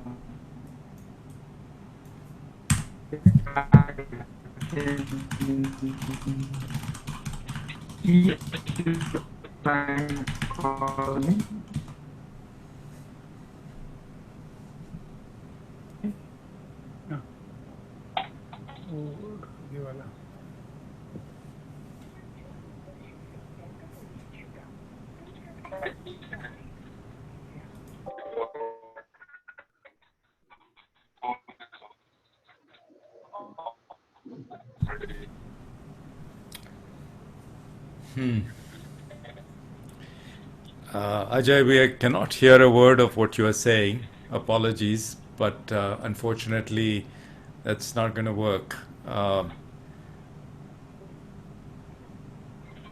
Ajay, could you leave Zoom and reconnect? Nirvikar is very helpful. Ajay?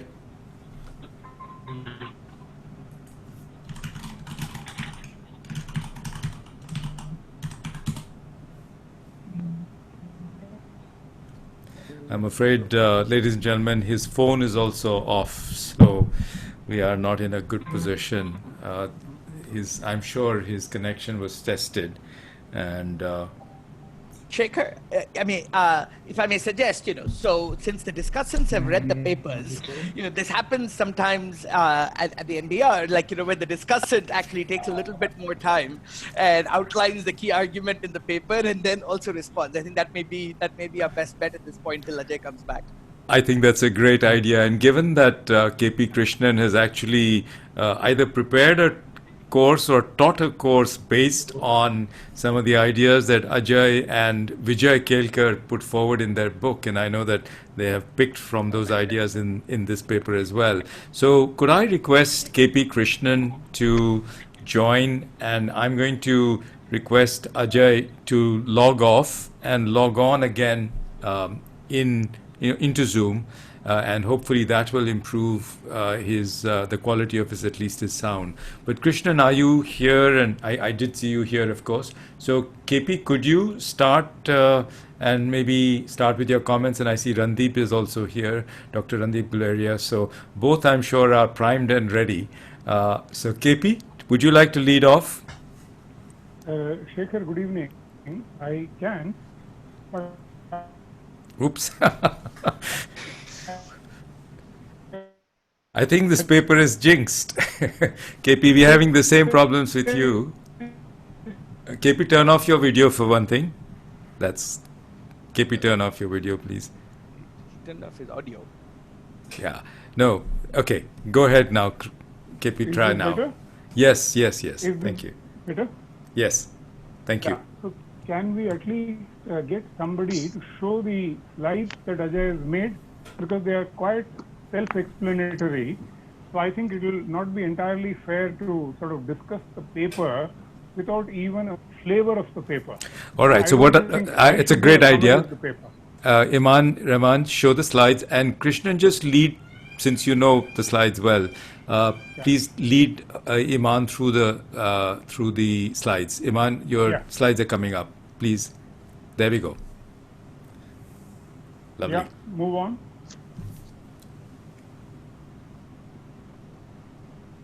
So I'm not going to read out. No, just call out, let people read it themselves, and then, I know you read fast, so slow down a little and then call out the next one. So essentially, the first part of the paper talks about the distinction between public health and curative health, something we've all known, and looking at the public health side of the Indian health system. Move on to the next slide.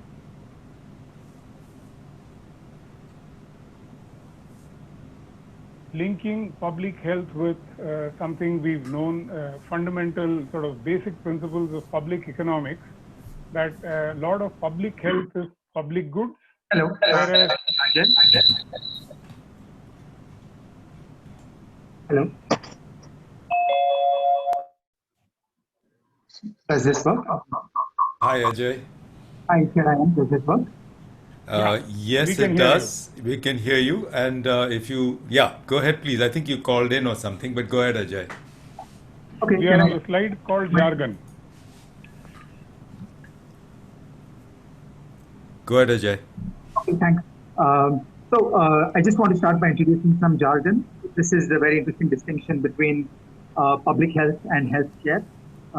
From a public economics point of view, there is a nice, neat vertical split that public health is about public goods and externalities, and healthcare has some amount of asymmetric information and in some situations, market power. It's also useful to think that public health is mostly about prevention and not about cure. So in the India and COVID-19 story, there are really 6 things we should think about in public health. They are contact tracing, social distancing, testing, the statistical system, medical research, and the vaccine. So let's go talk about each of these 6 things. Could you go to the next slide? Okay, let's start at contact tracing. Contact tracing is a very large scale activity. There are estimates in the paper that you could require a peak workforce of something like 300,000 people in the country doing contact tracing. This kind of management problem in public administration has not really been dealt with on a large scale in India. It's also important to remember that unlike, say, school teachers, the contact tracing workforce is not a static workforce. You don't want to hold these employees for the long run. You want the flexibility of having some core civil servants who will be there in the long run, but to be able to dynamically respond to an epidemic as and when it comes along. So in some ways, contact tracing is not a difficult problem in public administration. There is low discretion, the stakes are low, the opacity is low, but there are a lot of transactions and there is this dynamic nature of the workforce. It appears that in India, there is significant capability in contact tracing in some places like Kerala and Tamil Nadu. It was useful that Kerala had a dress rehearsal of dealing with a different epidemic reasonably recently. And I think that would have helped them fix up their procedures and so on. But by and large, in most of India, it is pretty difficult to get this state capacity going. There has been a crazy scramble, for example, in Bombay, in putting together this kind of capability. And there does seem to be significant progress in terms of putting this up. In this context where there was low capability in contact tracing in most parts of the country, there was quite a lot of attraction on the part of some people that maybe you could build an app and maybe an app could really take over a lot of the heavy lifting of contact tracing. I think by now it is pretty clear that there is no running away from the difficult public administration work of building a large complex organization. And in that, maybe an app can do a little bit, but frankly, it cannot do a whole lot. It can maybe do a very little, or maybe it is really not the essence of the problem. Can we go to the next slide? Okay, the next question is about social distancing and the use of state power, of state coercion in social distancing. As economists, for us, we would always stand up and say that you need to think more about the extent to which people will voluntarily change their behavior. We should not think that people are clueless and will not respond to the threat and will not respond to communication strategies. So there is a lot of role for information, for obtaining facts about the level of threat of going down to a restaurant, of going down to walk in a market, and of communication campaigns surrounding that information. And then maybe there is a little bit of a role for state coercion in also forcibly shutting down some activities occasionally. So there's this complex trade-off between the risk of hitting an infection and the economic costs of using state power to coerce people and not undertake certain activities. These trade-offs will differ considerably by location. So we have only one good data set in this, which has not yet been released. This is the data set that was created by sampling in 70 districts by the ICMR in late April. And that research report or the paper has not yet come out, but there are some newspaper stories, and the quick headline finding is that there are some places like the containment zones of Bombay and Delhi where the antibody testing shows something like 30% of the population was positive by end April. And there are other districts in India where the values are frankly zero. So there is very high heterogeneity all across India about the actual threat of getting the disease by walking around in a market, in a restaurant. And you need very high local control, you need local thinking. Also the trade-offs that in different regions, the damage caused to livelihoods by different kinds of restrictions will vary. So this is something where there is a role for a highly decentralized approach. Could you go to the next slide?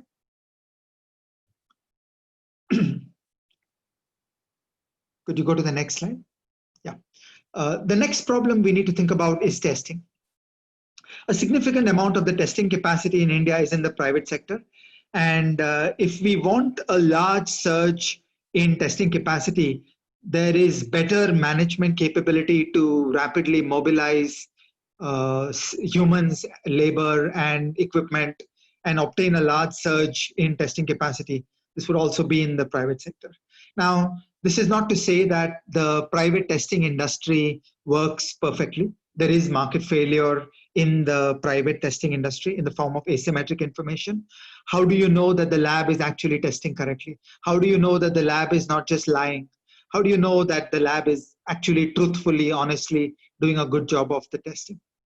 So when this COVID-19 problem came up, we had a weak pre-existing situation that we had not developed the regulatory capacity to deal with the problem of how to obtain ways of addressing this market failure.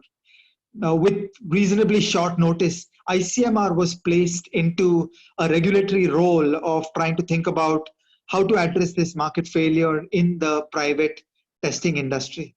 And that's actually a difficult place to be because regulation is a very difficult thing. It takes 10 years, 20 years to develop state capacity for regulation. And ICMR has faced many difficulties in trying to discharge these functions.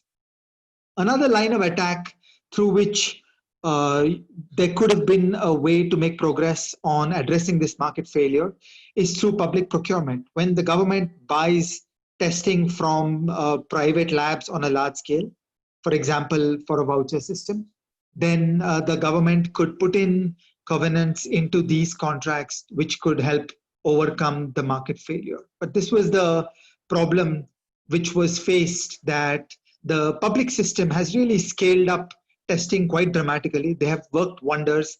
They have moved on a giant scale.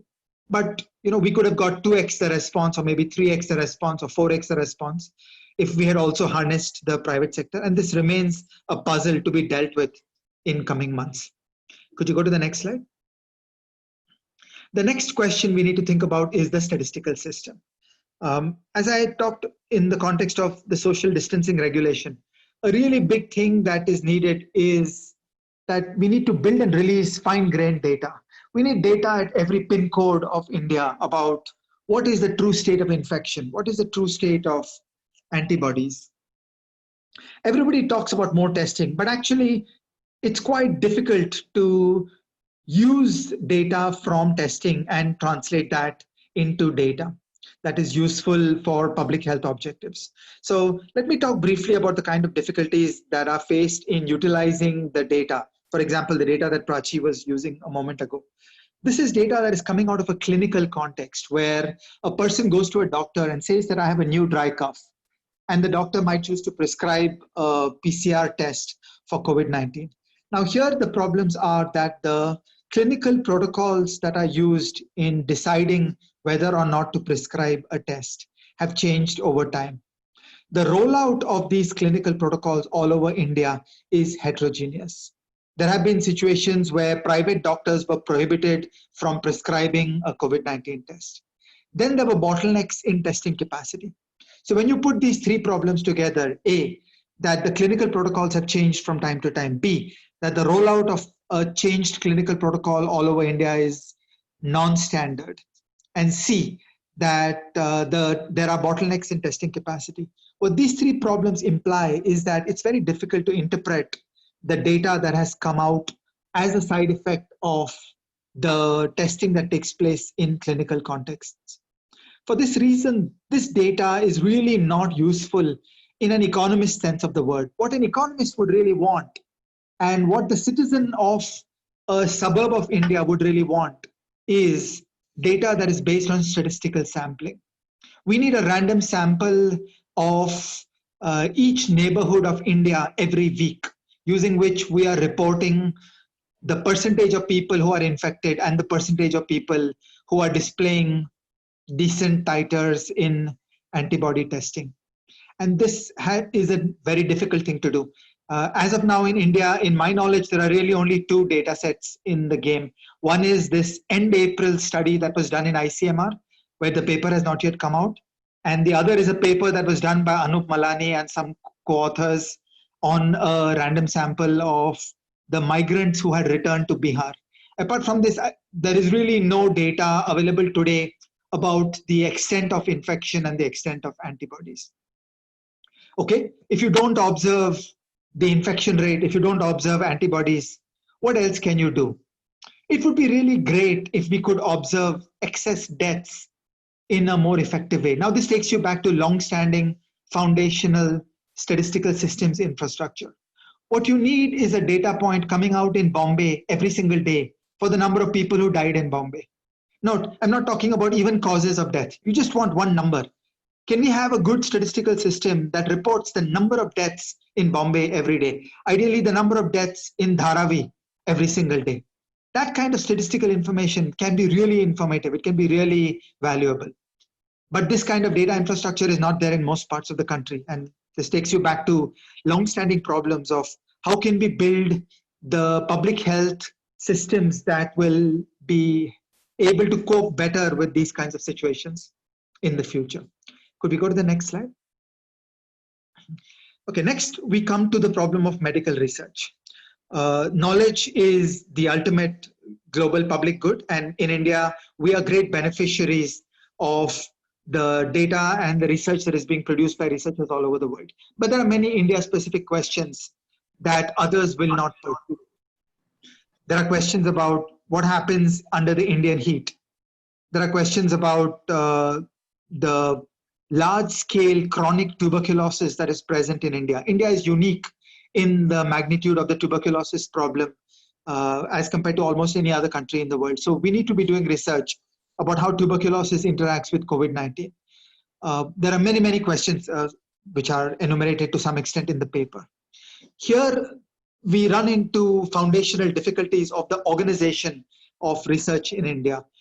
In most countries in the world, we have mechanisms by which private firms, private universities, private research organizations, and some government research organizations get public funding through a research grant system and a research review system. And this takes you to deeper questions of innovation policy. In India, mostly what we have is a government establishment that hires full-time researchers and asks them to do research. And that is a more inflexible environment, which is not able to rapidly shift priorities and respond to changing research needs. Could you go to the next slide? Okay, next we come to the question of the vaccines. It is likely that decent vaccines will come. There are hundreds of interesting vaccine research projects taking place all over the world. And it is likely that a couple of good vaccines will come probably as soon as November or December. It is important for us in the Indian health policy research community to ask the question, what are we going to do when that happens? What are we going to do when some team in China or some team in the UK or some team in Germany is going to find a vaccine? There's going to be a whole bunch of questions. How are we going to achieve IP? How are we going to access that vaccine? If some lab in China builds a good vaccine, what are we going to do? Then how are we going to solve the manufacturing problem? How are we going to do large-scale purchasing?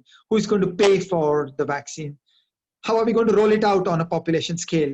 Frankly, we struggle on doing standard immunizations in India. So why will the COVID-19 vaccine be more feasible in terms of rollout? What if it requires 2 shots? What if it requires 3 shots?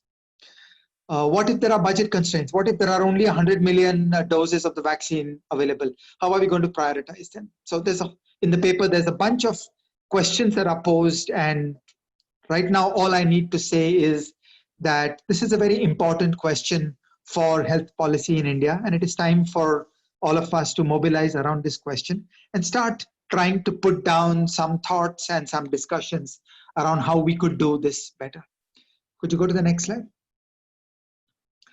So drawing on these questions, can we think more about larger challenges of Indian public health? And in the paper, there are some 6 ideas about what we should be thinking differently. The first is we really need to go back to the constitutional scheme where the bulk of public health is a decentralized story. It should be done at the state level. It should be done at the city level. It should be done at the Dharavi level. We should think carefully about what are the public goods at the union government level. And it seems that the bulk of public health is frankly a state subject, is a city subject. And we need to reorganize a lot of our public health to go towards a more decentralized approach. The second puzzle is how should we think of practical public administration problems about contact tracing? What laws will we use? What process manuals will we use? How will we achieve accountability? How will we create measurement systems to track the functioning of contact tracing? How will we create the public administration and the HR frameworks so that there's a skeletal staff in a place like Bombay, which is able to go up by 10x and 20x when there is an epidemic? So we need to get down to those very gritty business of writing laws, writing process manuals, creating accountability frameworks for contact tracing. Next, we come to the market failure in testing and purchasing. How can we build the regulatory capacity through which a large, active, private diagnostic industry can work in a more efficient way where we are addressing that market failure, partly through private initiatives, partly through a light layer of government regulation, partly through the governance of purchasing by the government. And through that, we could get much larger testing capacity, and also we could harness the management capacity of the private sector to triple and quadruple and go up testing capacity quite dramatically. The fourth puzzle we need to think about is the organization of research. At present, we do research by hiring a scientist inside government. We need to think far more carefully about how to use government as a funding mechanism and create competitive frameworks where there are grant mechanisms that go out to private firms, to private universities, frankly, to researchers outside India, and we get bang for the buck rapidly. The fifth challenge we have to go after is the statistical system in health. How can we create random samples at every neighborhood in India? And how can we improve foundational measurement, for example, of excess deaths? And in all these 5 areas, there is a lot of knowledge in India today on systematic processes for the construction of state capacity. We need to think systematically about the steps. What is the market failure? What are the alternative interventions we might like to use? What is the lowest cost intervention that imposes the minimum distortion upon society? Where will we use the coercive power of the state? How can we use as little as imaginable of the coercive power of the state? How will we design government agencies that will discharge these functions? What's a reasonable organization diagram of the government agencies that will do this work? What laws will shape and circumscribe the working of these agencies, both in terms of authorizing the use of state violence and in terms of creating checks and balances and limiting the behavior of the civil servants that work in these state agencies?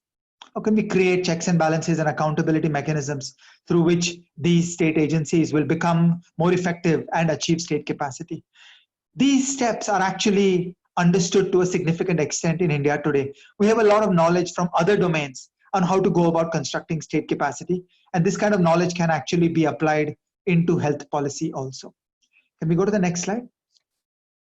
Now we turn to healthcare.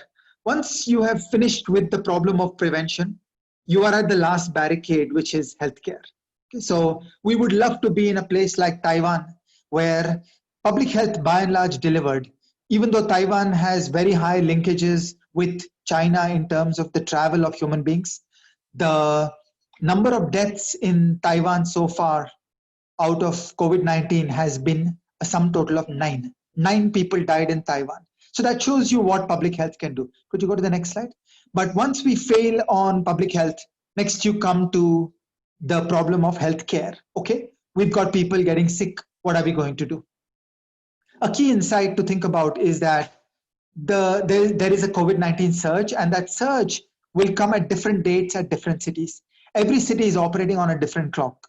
Bombay and Delhi are the furthest along in terms of how the surge is playing out.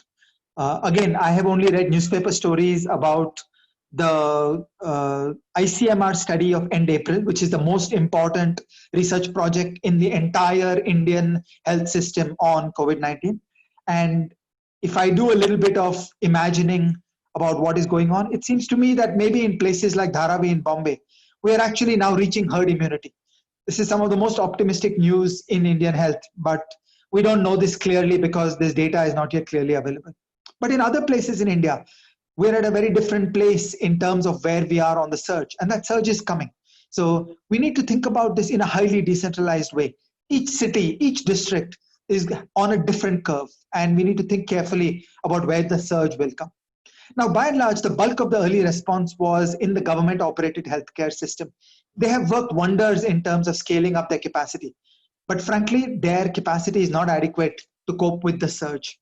We need to think more about how to augment healthcare capacity so as to fare better in the surge. Now, here again, the bulk of the healthcare capacity is in the private sector. Could you go to the next slide? So we need to think about how will we harness the capacity of the private sector. Unfortunately, at this time, the private sector is facing very big problems. Very mundane things are coming in the way. A lot of the junior staff of private healthcare organizations commutes to the workplace using public transport from locations far away. And if public transport is not working well, then we get a capacity crisis inside private healthcare organizations.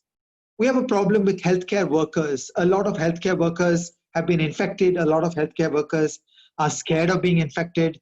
And we are seeing a decline in the staffing of many private healthcare organizations. Private healthcare organizations are also facing financial difficulties. The non-COVID-19 work of private healthcare organizations has gone down dramatically, and they're facing severe cash flow constraints. And the management bandwidth is absorbed with dealing with this financial crisis at a time when, frankly, in the eyes of some social planner, you want the management bandwidth of private healthcare organizations to obsess on how to triple and quadruple their capacity to deal with COVID-19. Could you go to the next slide?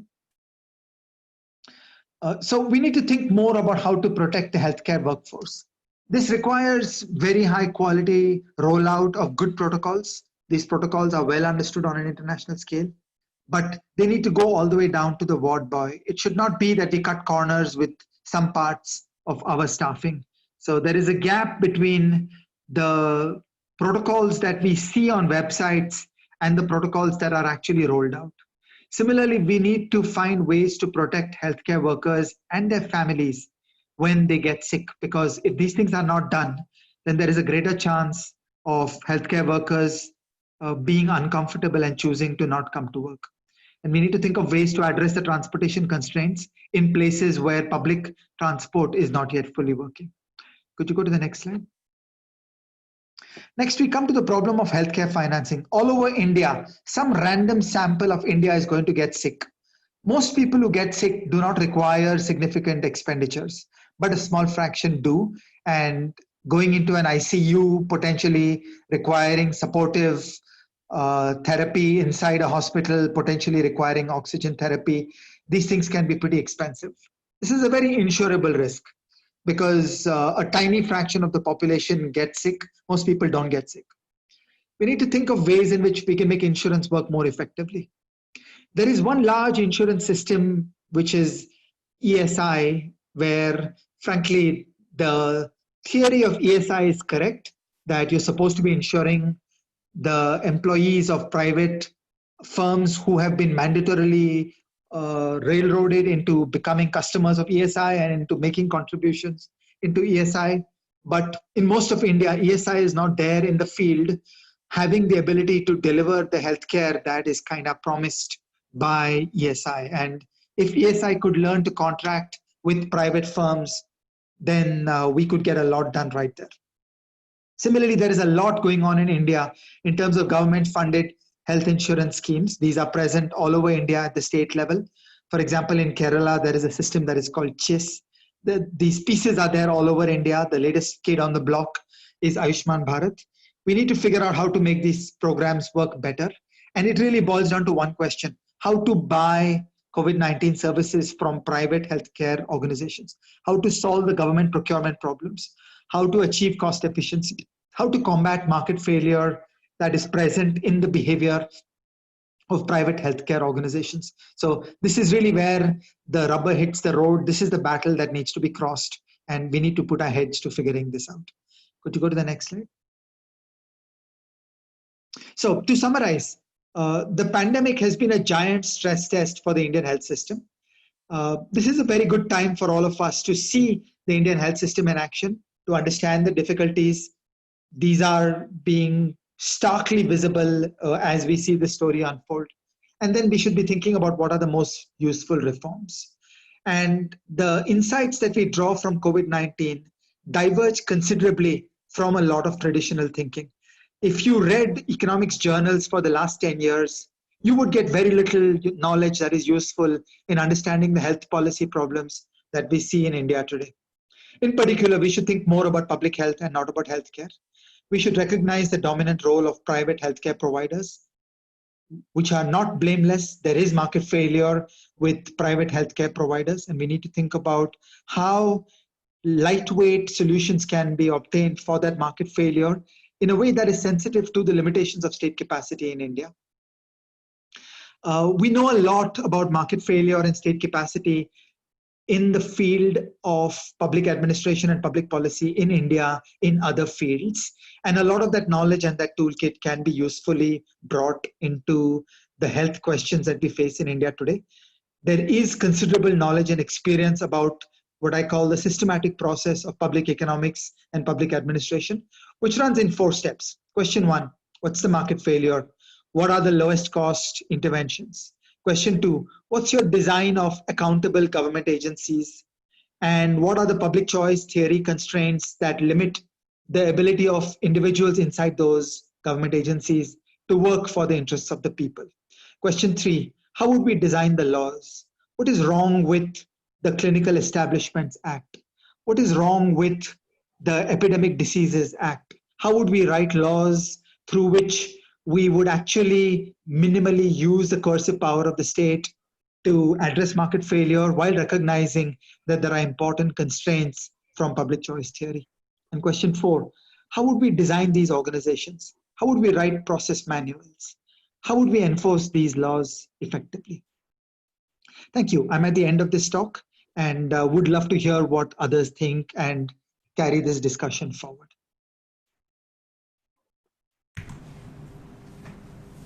Rajesh, over to you. Thank you, Ajay Shah. I think we are running 7 minutes late, but that would be a test. I would now request KP Krishnan to share his comments on this presentation and the paper. Thank you, Rajesh. Am I audible, Shankar? Can I keep the video on? Yes, you are. If you can just come a little closer to the mic, that will help. Yeah, I will. And thank you, Shankar, for this opportunity. And I want to first thank Ajay for this excellent paper and an equally good presentation that he did just now, despite the technical glitches.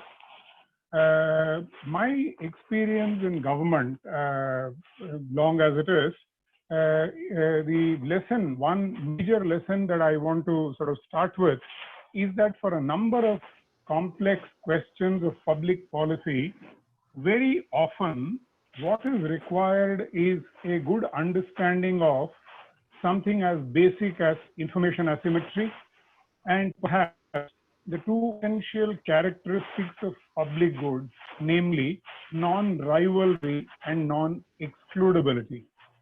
I personally believe, having dealt with a wide variety of subjects, whether it's finance, urban development, land, skills, cooperation, that is the Department of Cooperatives, that these concepts can explain many of the things, far more than what people realize. And I think their non-understanding and their non-application can also explain many egregious mistakes in public policy. So the Kelkar-Shah book and a lot of Ajay's presentation today is from that excellent book. I think the book and the presentation today that we saw apply these principles very sensibly. And I think by and large, talking about today's paper, I think draw mostly the right conclusions.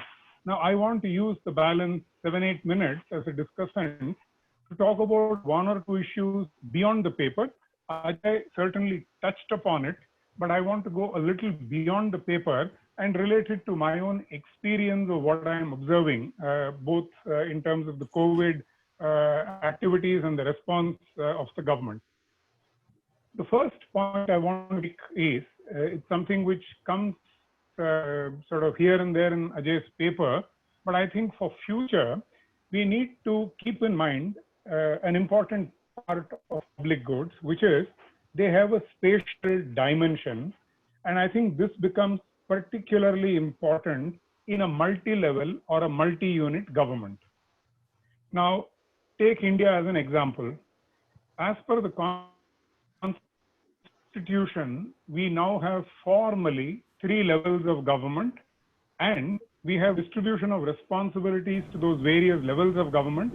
And I think it's important to study, as economists, for us to study these and see whether the public economics principles and the spatial dimension of public goods that we know are actually embedded in the Indian constitutional distribution of responsibilities across governments.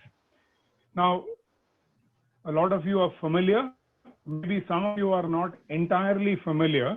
In the Indian Constitution, the 7th schedule deals with union state distribution of subjects. That is both legislative subjects as well as the executive power in the absence of and with legislation between the government of India, formerly called the Union of India, and the state. And the 11th and the 12th schedules, which were added much later, post 1984, deal with the distribution of responsibilities to the local governments, that is, rural panchayats as well as urban municipalities. Let me start with the 7th schedule first. This, I repeat, is the schedule that deals with distribution of legislative and executive responsibilities between the union, central government, and the states. The schedule has, the 7th schedule has 3 lists, one each for the union, one for the states, and a third one, which is somewhat peculiar to India. Not very many countries have this, called the concurrent list, on which both the union and the states have jurisdiction. Now, let's look at the items.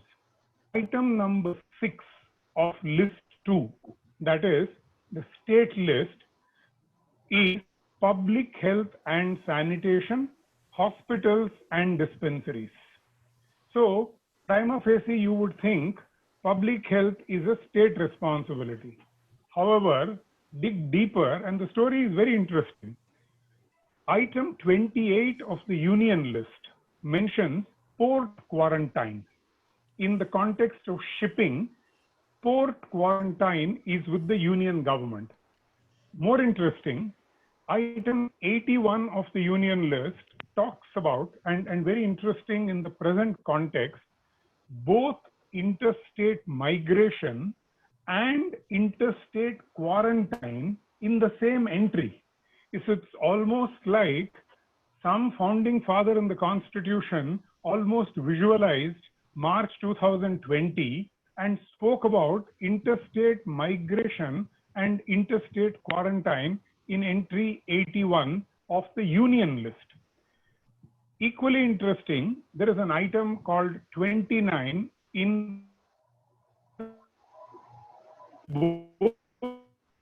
Krishnan, your voice may be mentions the following, and I Krishnan, quote this verbatim. Sorry, so your voice may be fading. I think we may want you to turn your video off.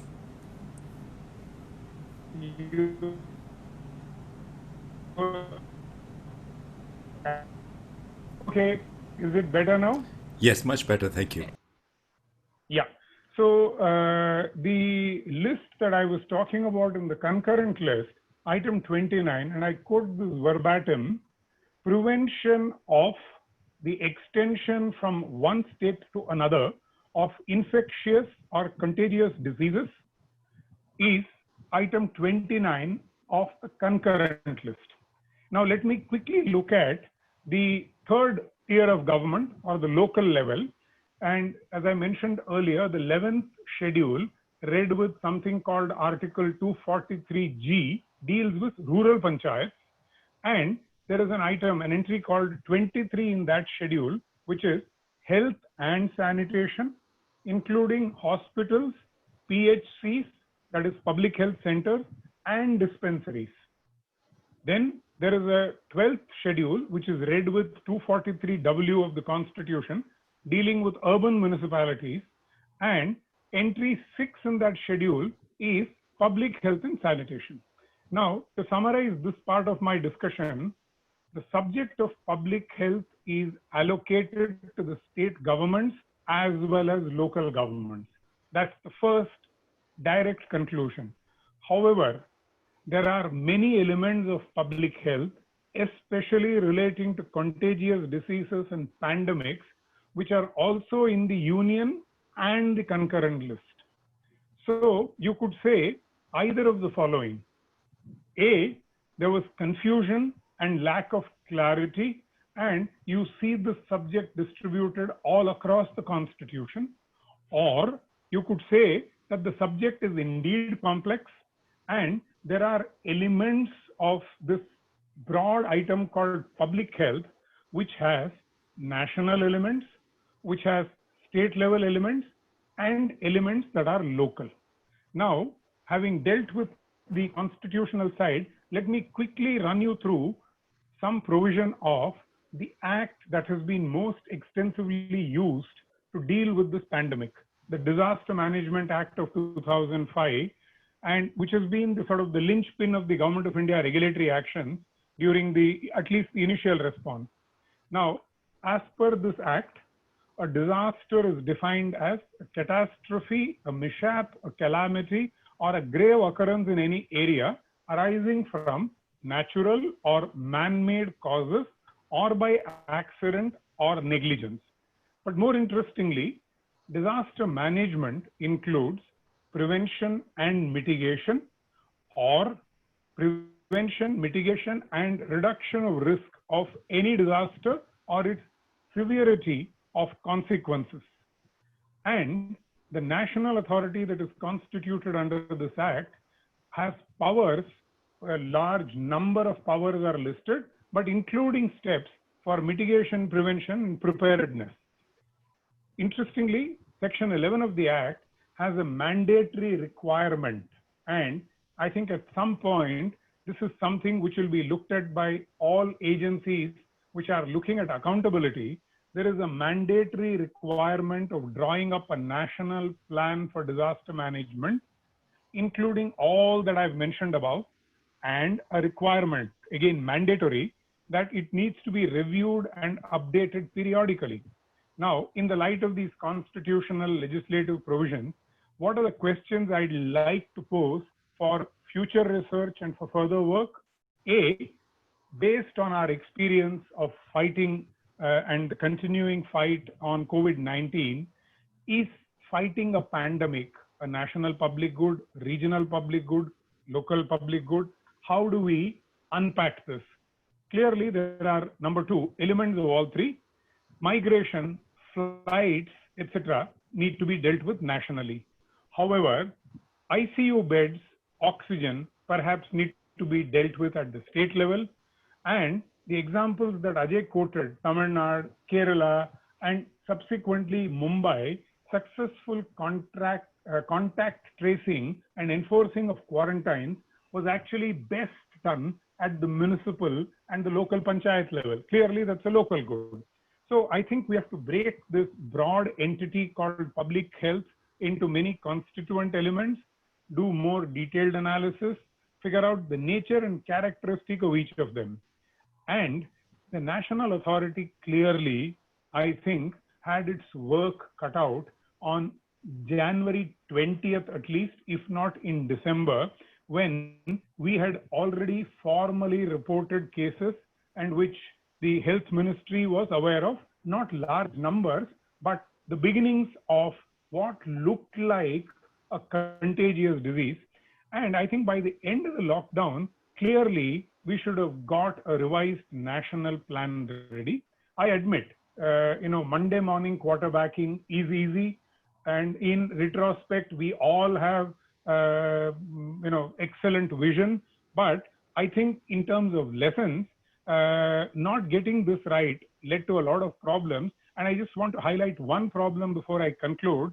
The wrong unit for decision making clearly will lead to a lot of perversities. One perversity that I'm personally aware of, a district in India, which happens to be an intermediate district through which a lot of traffic passes, there was an excellent mobile COVID testing facility that was available, ready to be mounted by a very large public charity and offered as a free service. The district magistrate said, my district's count of COVID will go up. I will not allow this. And he actually banned it under the same Disaster Management Act. We've seen districts doing this. We've seen states doing this. So this crazy competition for low numbers at some unit level and jeopardizing what should have been a much more coherent plan clearly is one perverse consequence. I think there are many more, but given the constraint of time, I want to stop here. And I think based on Ajay's paper and a lot of other data that is coming in, perhaps there is a good opportunity for us to do research on a lot of these, I think, serious public economics / public health questions. Thank you, Shankar, and thank you, Rajesh. Thank you, KP Krishnan ji. There were certain very specific issues that you raised, which emanate from the union list, the state list, and the concurrent list of the Constitution of India, as well as the National Disaster Management Act. And these are themes and sub-themes that must be developed further and would require a lot of stakeholder consultation, deliberation, and research. Now, I would request Dr. Randeep Guleria for his comments, please. Thank you very much, Shri Rajesh Bhushan ji. And I'd like to start by really complimenting Shri Ajay Shah for an excellent paper. I think he's done a tremendous degree of research, and it's really up to date in terms of the challenges that we are facing as far as COVID-19 is concerned. I'd like to start with what was the situation pre-COVID, and then see what the health sector had to do when COVID-19 came into India in a big way. If you look at the pre-COVID condition, it was dominated as far as the health sector is concerned by the private sector. Probably 70 to 30 was the ratio, that 70% of healthcare was being provided by the private sector. There was a lot of out-of-pocket expenditure still happening as far as health was concerned.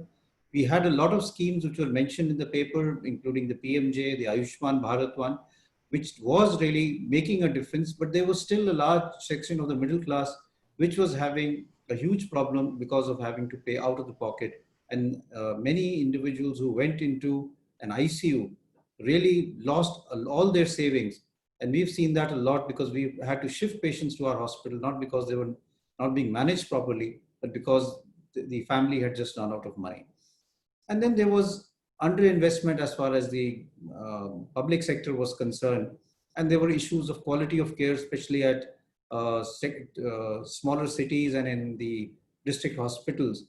And of course, we were facing an increasing burden of non-communicable diseases. The burden of disease in India has shifted somewhere around 2003 from communicable to non-communicable diseases, and more than 50% now, almost 60% of the burden of disease in India is the NCDs, which includes diabetes, cancers, chronic respiratory diseases, and other diseases which are non-communicable. There was also a huge challenge as far as human resources was concerned. We had this whole issue of shortage of doctors, shortage of health personnel, whether it be cities or whether it be rural India. And a lot of effort was being done to increase the number of colleges, to get private sector hospitals on board to become teaching centers and start what was known as the DNB courses, and also to look at how to get nurses into care in the form of having what we call nurse practitioners. And also the whole concept of should we actually look at family physicians at smaller levels, because that is the concept that was missing in our country, and we had actually gone more towards specialists, but that was not going to work in smaller cities and in district hospitals. So this was the background of what really was happening in India when we had the pandemic hitting us. A lot of challenges suddenly came up as far as India was concerned. It's not that India was not prepared or was not anticipating a pandemic. Way back in 2005 or even early 2000, one has been talking in the government as far as pandemic is concerned. The Joint Monitoring Group was created really to look at outbreak management in the government of India. We had discussions, I remember, in 2003-04 as far as after SARS. And we had another outbreak at that point in time, which was H5N1, which was known as bird flu or avian influenza, which caused a significant amount of death in poultry in Maharashtra, in Bengal, in Northeast. But luckily that virus was not having that capacity which COVID virus has of sustained human-to-human spread, although it had a case fatality of more than 60%. But at that point in time also, there was a huge concern, not only in India, but globally, that there would be a pandemic. And we did have a pandemic in 2009, H1N1. So there were lessons that we had already learned, but still you're never really prepared till it really hits you. And there were some good points that we did manage as far as the pandemic was concerned. There was a lot of proactive involvement of the government. We had very early screening at airports. We had a very aggressive initial lockdown. This gave us time to prepare. We had COVID care centers, the COVID hospitals, the COVID ICUs. Oxygen facilities were actually made available, and ventilators to some extent was also made available. There was also issues that we really handled in terms of testing and in terms of training. But there were a lot of downsides also which we faced as far as the pandemic is concerned. And I think those are the lessons that we need to really look at and what we can do. One, of course, was the decrease in the private sector involvement. I mentioned that the private sector is involved to a large extent when it came to the pre-COVID area, but the involvement when it came to the COVID pandemic was much less, and there had to be a lot of, let's say, strain on the already sort of strained and existing government sector. And therefore, a strategy needs to be developed where we can get more and more private sector involvement when it comes to an outbreak management, because the bulk of ICU care or ventilatory care still lies in the private sector. In a large number of district hospitals or even smaller hospitals, you don't have oxygen supply which is easily available. You don't have a large number of ventilators. Health resources in terms of critical care specialists are a huge challenge. And that became one of the major issues. Contact tracing has already been discussed in the paper very well, and I think that was another challenge that was faced in terms of doing it aggressively. The biggest involvement as far as contact tracing was challenge was the stigma which got associated with COVID-19. I think here the challenge is to be able to really reach out to the public and be able to get them over the stigma. I know many individuals who had classical features of COVID but just refused to get themselves tested, and many of them actually went into respiratory failure and then had to be rushed to the hospital. So because of the stigma, there was, because if you are doing contact tracing, your contacts are picked up once someone starts reporting symptoms. There is no real sign that you can really diagnose COVID. Someone has to report that he's having fever, he's having cough, he's having shortness of breath. And I know that in certain areas of even New Delhi, there were people who just refused to report these symptoms. And this led to an increased spread of the disease in that area, leading to a cluster formation. So I think that is one of the challenges that we faced in terms of people underreporting and increase in the surge of cases. There was a huge challenge as far as testing is concerned. This has been brought out in the paper also, but it's important to understand that when we started, and this is something that we realized way back in 2009 when we were looking at H1N1, there were very few good quality virology labs in the country. And that became a big challenge. As a matter of fact, the initial lab structure was done by support from CDC and by National Institute of Virology, but these were to have a surveillance for influenza. And when you are looking at a virology lab, there is a lot of issues of infection control. You need investment in terms of a BSL-2 facility. And this was something which was not available to a large extent. And during the lockdown, this was really upscaled. We got medical colleges to build labs to start testing. And from a time when we had just about 100 to 150 labs, we have now gone over to 1,000 labs. And the number of tests also from 10 to 20,000 have crossed 2 lakhs per day.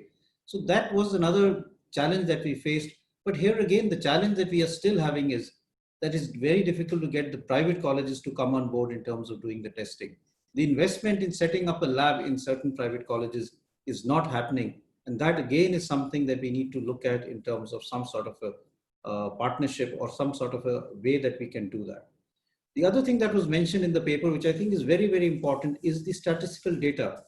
There's a huge issue of data that has to be collected in terms of looking at the antibodies, the number of people who have tested positive, the mortality, or even just hospital data as to look at what are the comorbidities. We really have no idea as to, does malnutrition serve as a risk factor for severe COVID? Does past history of tuberculosis serve as a risk factor? If you have underlying bad lungs, do you get more severe COVID? We have a younger population, but we have a higher number of diabetics. So are the younger people who are diabetic more prone to develop COVID-19? These are research questions, but you need data really to answer many of these research questions. And I think we need to really look at a national database, which could be electronic, which needs to be developed, and which is sustainable even subsequently, because this will also help us as far as surveillance is concerned. But the challenge is who collects the data. If you're going to ask that it's being done by doctors who are already overburdened, it's not going to happen. How do you make sure that the data is done in a proper manner, that the data is fed properly? And this was brought out by even in the paper, that very often states try to hide the data because they want to show that they're doing better than others. So the death reporting becomes less, the number of cases become less because you're asked to test less people. And therefore the credibility of the data is something that we need to look at. And then of course is how do we make it sort of available to everyone? I think when we have a national database, it should be something which is available to all researchers so they can do a deep dive into the data and see how it can really help them to come out with solutions which could help save lives, which could help a better policy management. And I think this is something that we need to really develop in the long term when it comes to not only COVID, but even post-COVID management, as we look at the paradigm shift towards non-communicable diseases, because there also a lot of data is required as far as this is concerned. And I'll conclude by actually just saying that the lessons that we've learned is we need increased investment in health. We need to focus on primary health. We need aggressive surveillance. And also there is a need to have a good public-private partnership in the long run so that the private sector can also come on board as far as healthcare is concerned. There's been a lot of talk that we need to have incremental assurance-based approach so that health becomes a right as far as India is concerned. So thank you very much for the time given to me. Dr. Guleria, for giving us an insider's perspective of the pandemic and the response to the pandemic and the challenges that the handling of the pandemic so far has highlighted. I think we have time for a few questions. Do we have any questions? Rajesh, the panelists and others are raising their hand. I see a hand up for Karthik Muralidharan, so why don't we let him go? Let's hear Karthik as long as he's brief, because we have now 10 minutes. Go. And with your permission, we may extend that a little bit since we ate into this session with the last session extending a bit beyond, but that will come to at 9:30. Yeah. Let's hear Karthik first. Excellent. So just wanted to first, I think, thank and congratulate Ajay for an excellent paper. I think, like Jeff and Kaushik were saying in the comments, to most public finance economists, this is kind of, it's bread and butter basic stuff, but it's really useful to go back to first principles in a crisis like this. So I have basically one broad comment and one concrete question / suggestion. So I think the first coming from the previous session on the economy, I think, around the world and in India, unfortunately, a lot of the public discourse, at least in the early years, and sometimes even now, seems to be phrased in terms of lives versus livelihoods and health versus economy. And I think this is one of those areas where almost every serious economist is kind of, I think, unanimous that you have to tackle the health first before you can even think about the economy. And so, basic calculations that I've done, that others have done, Paul Romer has done, I think the public return on investment, going back, connecting this session to the previous session, when we were talking about fiscal deficit and concerns of where will the money come from? I think it's so clear that the public return on investment on the public health investments needed to control COVID will be of an order of magnitude higher than anything else you can do. So I think this is a chance, at least, where all the economists are unified with the health community in terms of asking for larger budget allocations, conditional on paying attention to Ajay's second critical point, right? And this is the key point I wanted to make, and which is that the economists will support the increase in health expenditure if it is very clearly allocated for public health as opposed to curative health. And I think the basic pathology of healthcare expenditure, whether it's in India or even in the US, okay, this is not just India. So, because the curative health is when the need is immediate and you're willing to spend, the willingness to spend on curative health is much, much higher than the preventive public health. And you can see this if you go to Harvard, right? So the Harvard Medical School has some of the most gorgeous buildings and endowed professorships. The Harvard School of Public Health is always incredibly poor and scrounging for money. So this problem exists all the way, whether it's in the US or in India. And I think, one thing that is useful to also reflect on is that, see, the structure of the health system in a way reflects the structure of society more broadly, right? So societies that are highly unequal tend to focus on curative care because curative care is excludable and differentially targeted to the elite. Whereas societies that are a little bit more egalitarian, whether it's Vietnam or whether it's Kerala, tend to then prioritize the public health. And you see the returns to those public health investments today when in a time of a crisis, those systems have the capacity to handle what is needed. So I think, the first overall point is that as a country, we should have a consensus, and I think there'll be strong support from the economist community that we need to augment spending. But the second piece is that on healthcare, and that spending should be allocated preventively. So I think the other concrete question / suggestion, now that we have Rajesh ji, chairing the session, is how do we take the excellent ideas that Ajay has put forward in this paper and just make sure that this is concretely reflected in the day-to-day strategy, both the strategies as well as the public communication of the Ministry of Health, given that, we obviously are in a day-to-day firefighting mode, but you need kind of this long-term strategic view on optimal allocation of public expenditure and embed that in how the government is approaching, everything from data to public, what is the public good and what do we need? And can we come up with a way, even in this forum, to practically integrate Ajay's ideas and, ideas that many of us have written about and will support into, the conduct of health policy for the country at this time of crisis? Thank you, Karthik. You're right. As a very quick response to opportunities that present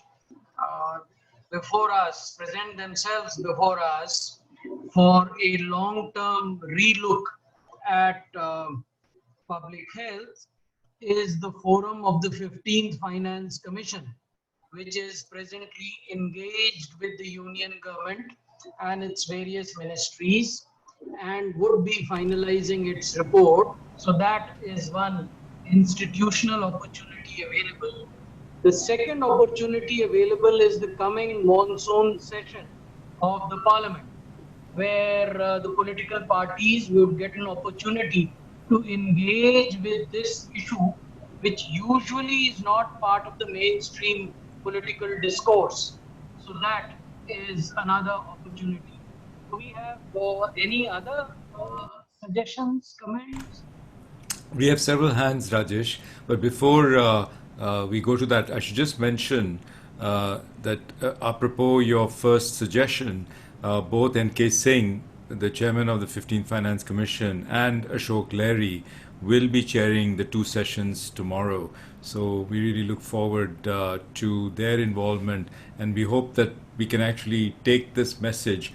And as you assume office, if there are ways in which this forum the paper and the discussion we are having can inform your further strategic thinking about how you wish to reshape health policy in India, we'd be delighted to help both from the forum and obviously from NCAR.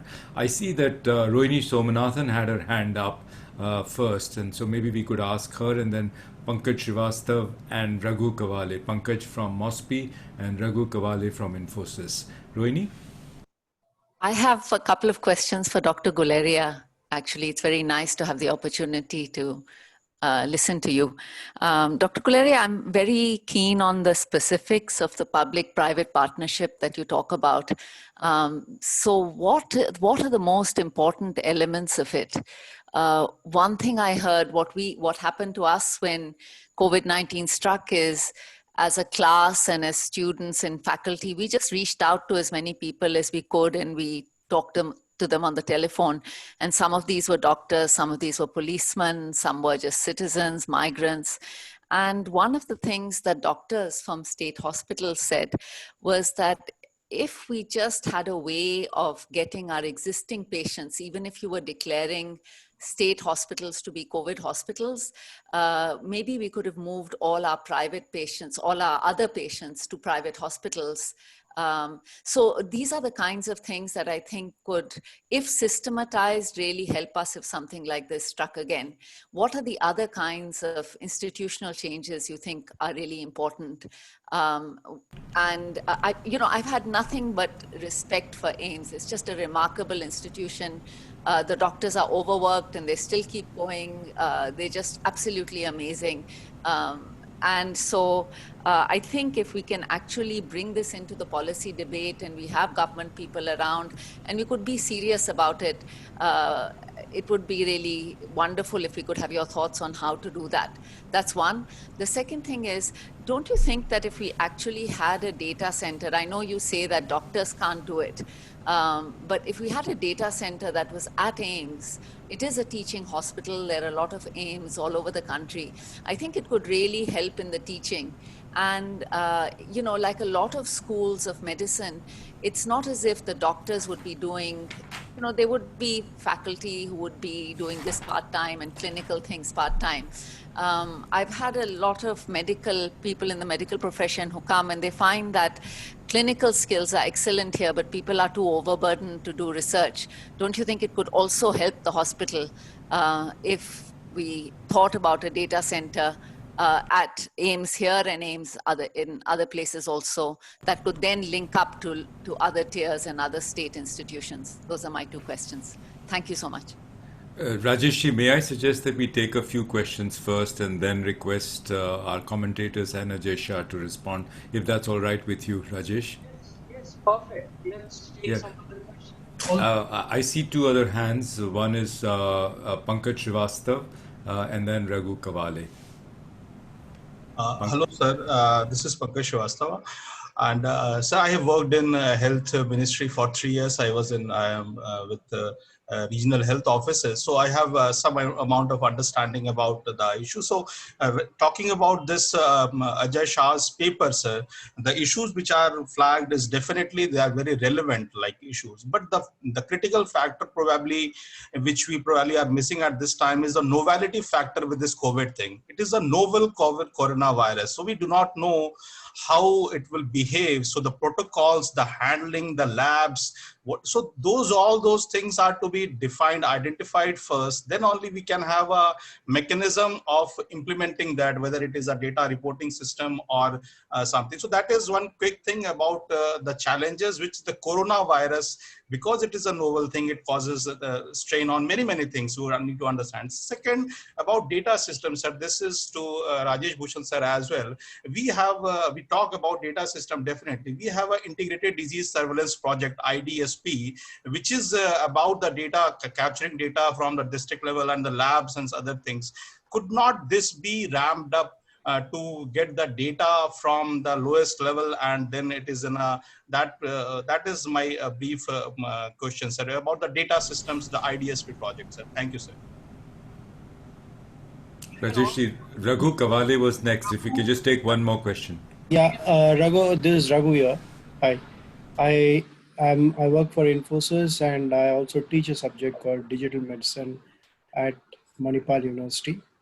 That's my passion. And of course, we have the Infosys Foundation. So I have one observation and two questions. The first observation is that we do have this strong suspicion of the private sector. And if you look at what happened to agriculture, as economists, all of you are economists here, I'm not. I run a business. But you tried the input costs by saying that you will regulate his fertilizer cost, his electricity cost, you tied his output costs, and ultimately a lot of agriculturists just moved away. And today I hope with liberalization of agriculture last month, agriculture will again start to boom. Something similar is possibly happening in medicine. So where is the return for the private sector if private sector were to be induced to come into the medical field, and where is the trust?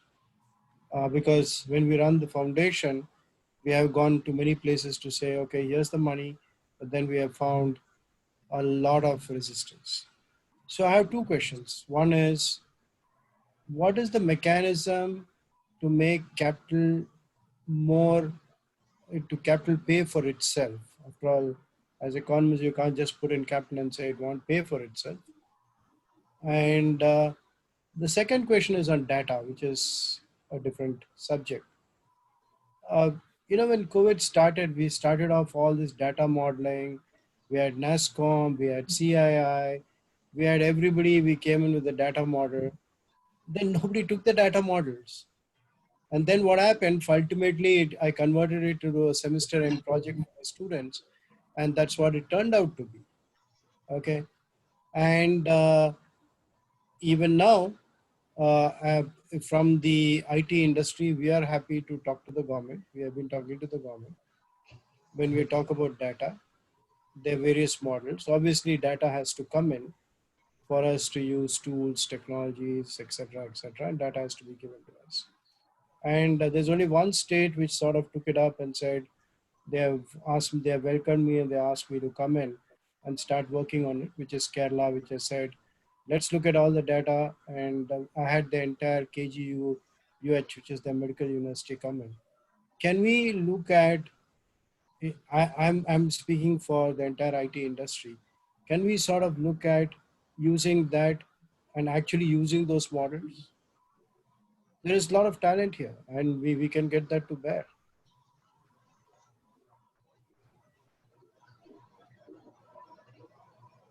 Raghu, are you finished? I think he is, Rajesh. We may turn to the to Ajay and to the commentators. To Ajay and to Dr. Randeep Guleria, starting from Rohini's questions, and then we can go to what Pankaj observed about the newness of the virus and the IDSP program, and then we can come to Raghu where he talked of private sector and lack of trust. So who would take it? Would Ajay take questions first, or would Dr. Guleria take it? Feel free. Why don't we have Ajay go? Ajay, go. Mr. Bhushan, I think you'll have to speak a bit louder. I don't know, it's a problem with your mic or whatever. We missed you in the last 1 minute. No, that's right. Raghu is, so why don't we have Ajay Shah come in? Ajay? Okay. Thank you very much. It was a great discussion. It made me think about a lot of things.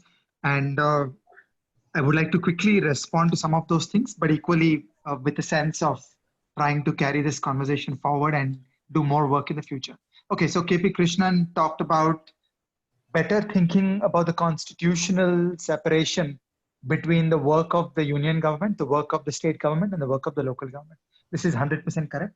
We need to think more coherently about who has to do what, and it is an important next step in thinking about health policy in India. Then Dr. Guleria talked about many things. I want to take on two things. You said that there is a lot of work which was done in setting up like the National Institutes of Virology and so on. I felt that in the field of testing, PCR machines are fairly generic. The private sector knows how to buy PCR machines. The private sector has the management capacity to rapidly scale up testing capability all over the country. So it did not seem so much like an exotic thing that was difficult to do. It was actually reasonably straightforward. All you needed was a PCR machine, and PCR machines are not difficult to come by. All private labs do have capabilities and the management capacity to enlarge their PCR capabilities. Okay, on databases, what you said, I think is 100% correct. I agree with you. I think the framework we should be thinking of is that private labs should be coerced by the government, or there should be testing vouchers through which there is public funding that is conditional on submission of data, so that there are APIs where private labs are submitting data up to a government facility. And then there is API-based access to researchers. And this fits naturally into the mandate of ICMR. And it seems to me that this kind of project is feasible. By the way, similar things have been designed in the field of finance, and a lot of that knowledge can be brought to apply on health as well.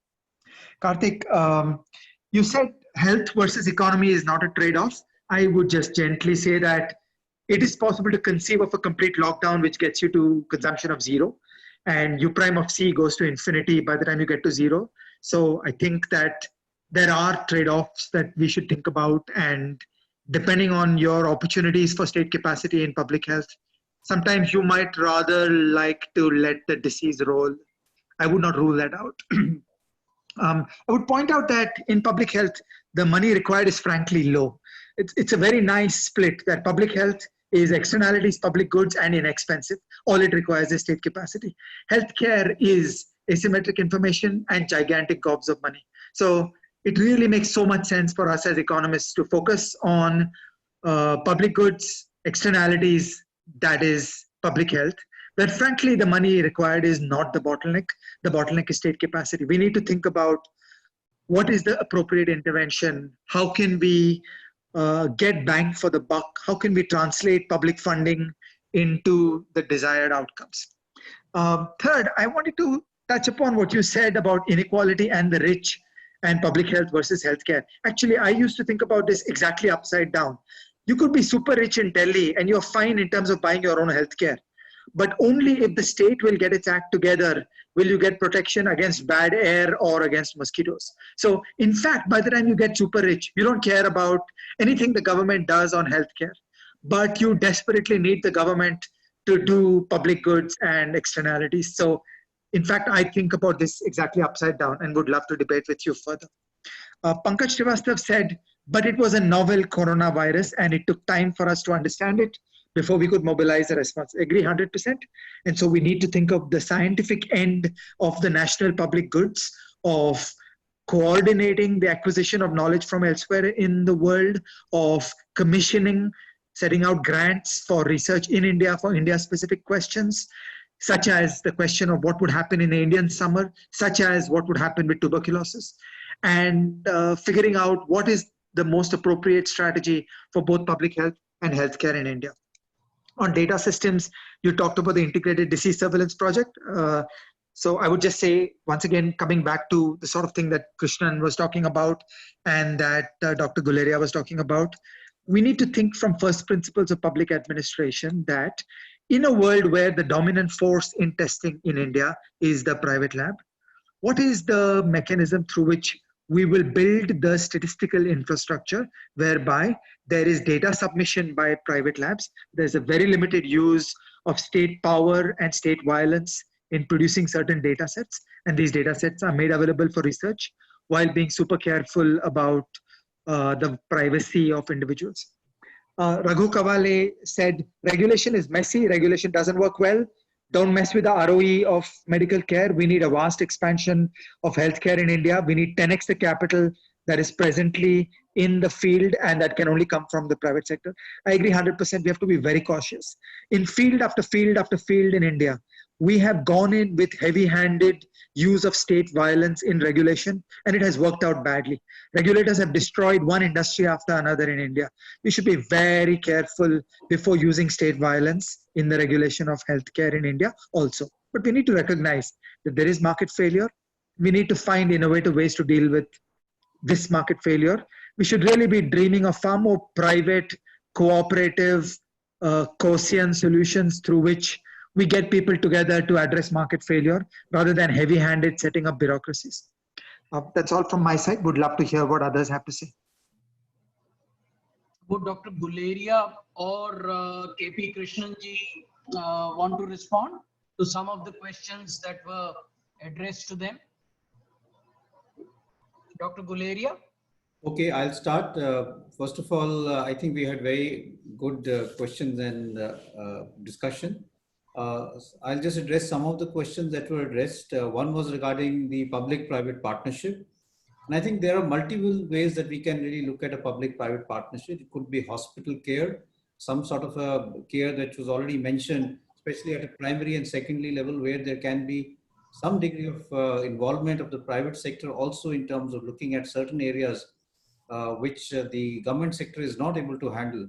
And sometimes that is also being looked at in terms of the PMJ insurance that is being given to the private sector. The other areas that I thought has been useful is because you don't have trained specialists, use telemedicine to really use the private sector and specialists there to really help manage patients. This is something that is being done in COVID also in the form of what we would call eICUs or telehealth, which can be done. And the private sector could come on board and there could be involvement that could be done. The third area that I think the private sector can play a role is as far as training or teaching is concerned. There are a huge number of beds which are present in the private sector, but they are not really used for training. They're just used for patient care. But if we start utilizing the services of these beds and the doctors who are looking after these patients, in terms of training our students, we could have a much larger workforce of healthcare professionals who could thereby meet the deficiency that exists as far as the health force is concerned. So better utilization of the private beds for training rather than just patient care is another thing where the private sector can be involved. Second part was regarding data center. I do agree that we need to develop a robust system of data center. We at AIIMS have been trying to do that. We have started a whole AIIMS registry as far as data is concerned. And what we have done is we have what we call a CRU, a clinical research unit. And this is something I feel all hospitals and training institutes should start, because this research unit helps the clinicians to do good quality research and answer questions while they are actually doing their clinical work also. So the CRU that we have at AIIMS is actually now actively involved in trying to help in data collection. And we're also looking at it not only from the data, but even from developing a biobank. So for taking blood samples and storing them. And now when we are having patients who die, we take the consent and do a limited biopsies of various organs. And therefore a tissue bank is also created. So that if down the line, 3 months, 6 months down the line, a researcher needs to really answer a question and he needs these samples, they are available there for research. You could be looking at research at a genomic level, a proteomic level, and that is something that we need to do at a larger scale. So when you're talking of data, it's so not only data which is the patient's data, but even other data which is available. And there is a lot of collaboration that AIIMS is doing with IIT, Delhi IIT, Kharagpur, where we're looking at various models like artificial intelligence, which could actually help in terms of prediction models as far as the outbreak is concerned. There's been one question which I'll just take finally, which is basically on the question and answer, this thing where that COVID is now beyond the lungs and it is basically a vascular disease, and should we look at increased capital investment? I do agree that there is a need that we start looking at COVID in a holistic manner, whether it be managing patients who have strokes, who have cardiac events, or even who need dialysis. So we're not looking at only ventilatory support, we're looking at dialysis machines, we're looking at CT scanners, and a holistic approach is required when you're looking at managing these patients. Is it an airborne disease? This is something which is a big debate going on between WHO and a large number of scientists. I do believe to some extent COVID can be airborne, but the degree of infection that is transmitted through the airborne route is something that is debatable. The airborne particles or aerosols do stay indoor for a longer period of time. And if the ventilation is poor, it can have a potential of causing infection. And therefore, in an indoor environment, cross ventilation would be something that would be really advisable. Thank you. Thank you, Dr. Guleria. KP Krishnanji, would you want to also respond to some of the issues which were raised? No, Rajesh, really nothing specifically addressed to me. I think Ajay has dealt with all of them. Thanks. Rajesh, before we end, could we just, I know that there was a hand up from Subbarao Bhattacharya of the Business Standard who was with us. Subbarao, do you still have your question? Well, I just wanted to say that every year the health department of both the in the central government as well as in the states return a lot of funds. So I would suspect on the Ajay's question of building up regulatory capacity, I would agree there. And I think that is where the problem is, not in terms of allocating more money. I think even if more money was suddenly provided to these departments, they wouldn't be able to absorb it and we would have misallocation. Rajesh, back to you. Okay, so let me summarize by saying that the twin aspects of public health as well as curative health and the various challenges and problems related to these two aspects, which have been highlighted because of the pandemic that we are facing, have been nicely summarized by Ajay Shah and then in the subsequent discussion. Let me take this opportunity to place on record our thanks to Ajay, to KP Krishnanji, to Dr. Randeep Guleria, to Karthik, Rohini, Pankaj, Raghu and Shubhamoy. I think I have not missed anyone. In case I have, my apologies. So again, many thanks to all of you for joining. Thank you. And thank you, Rajesh, for chairing this so expertly.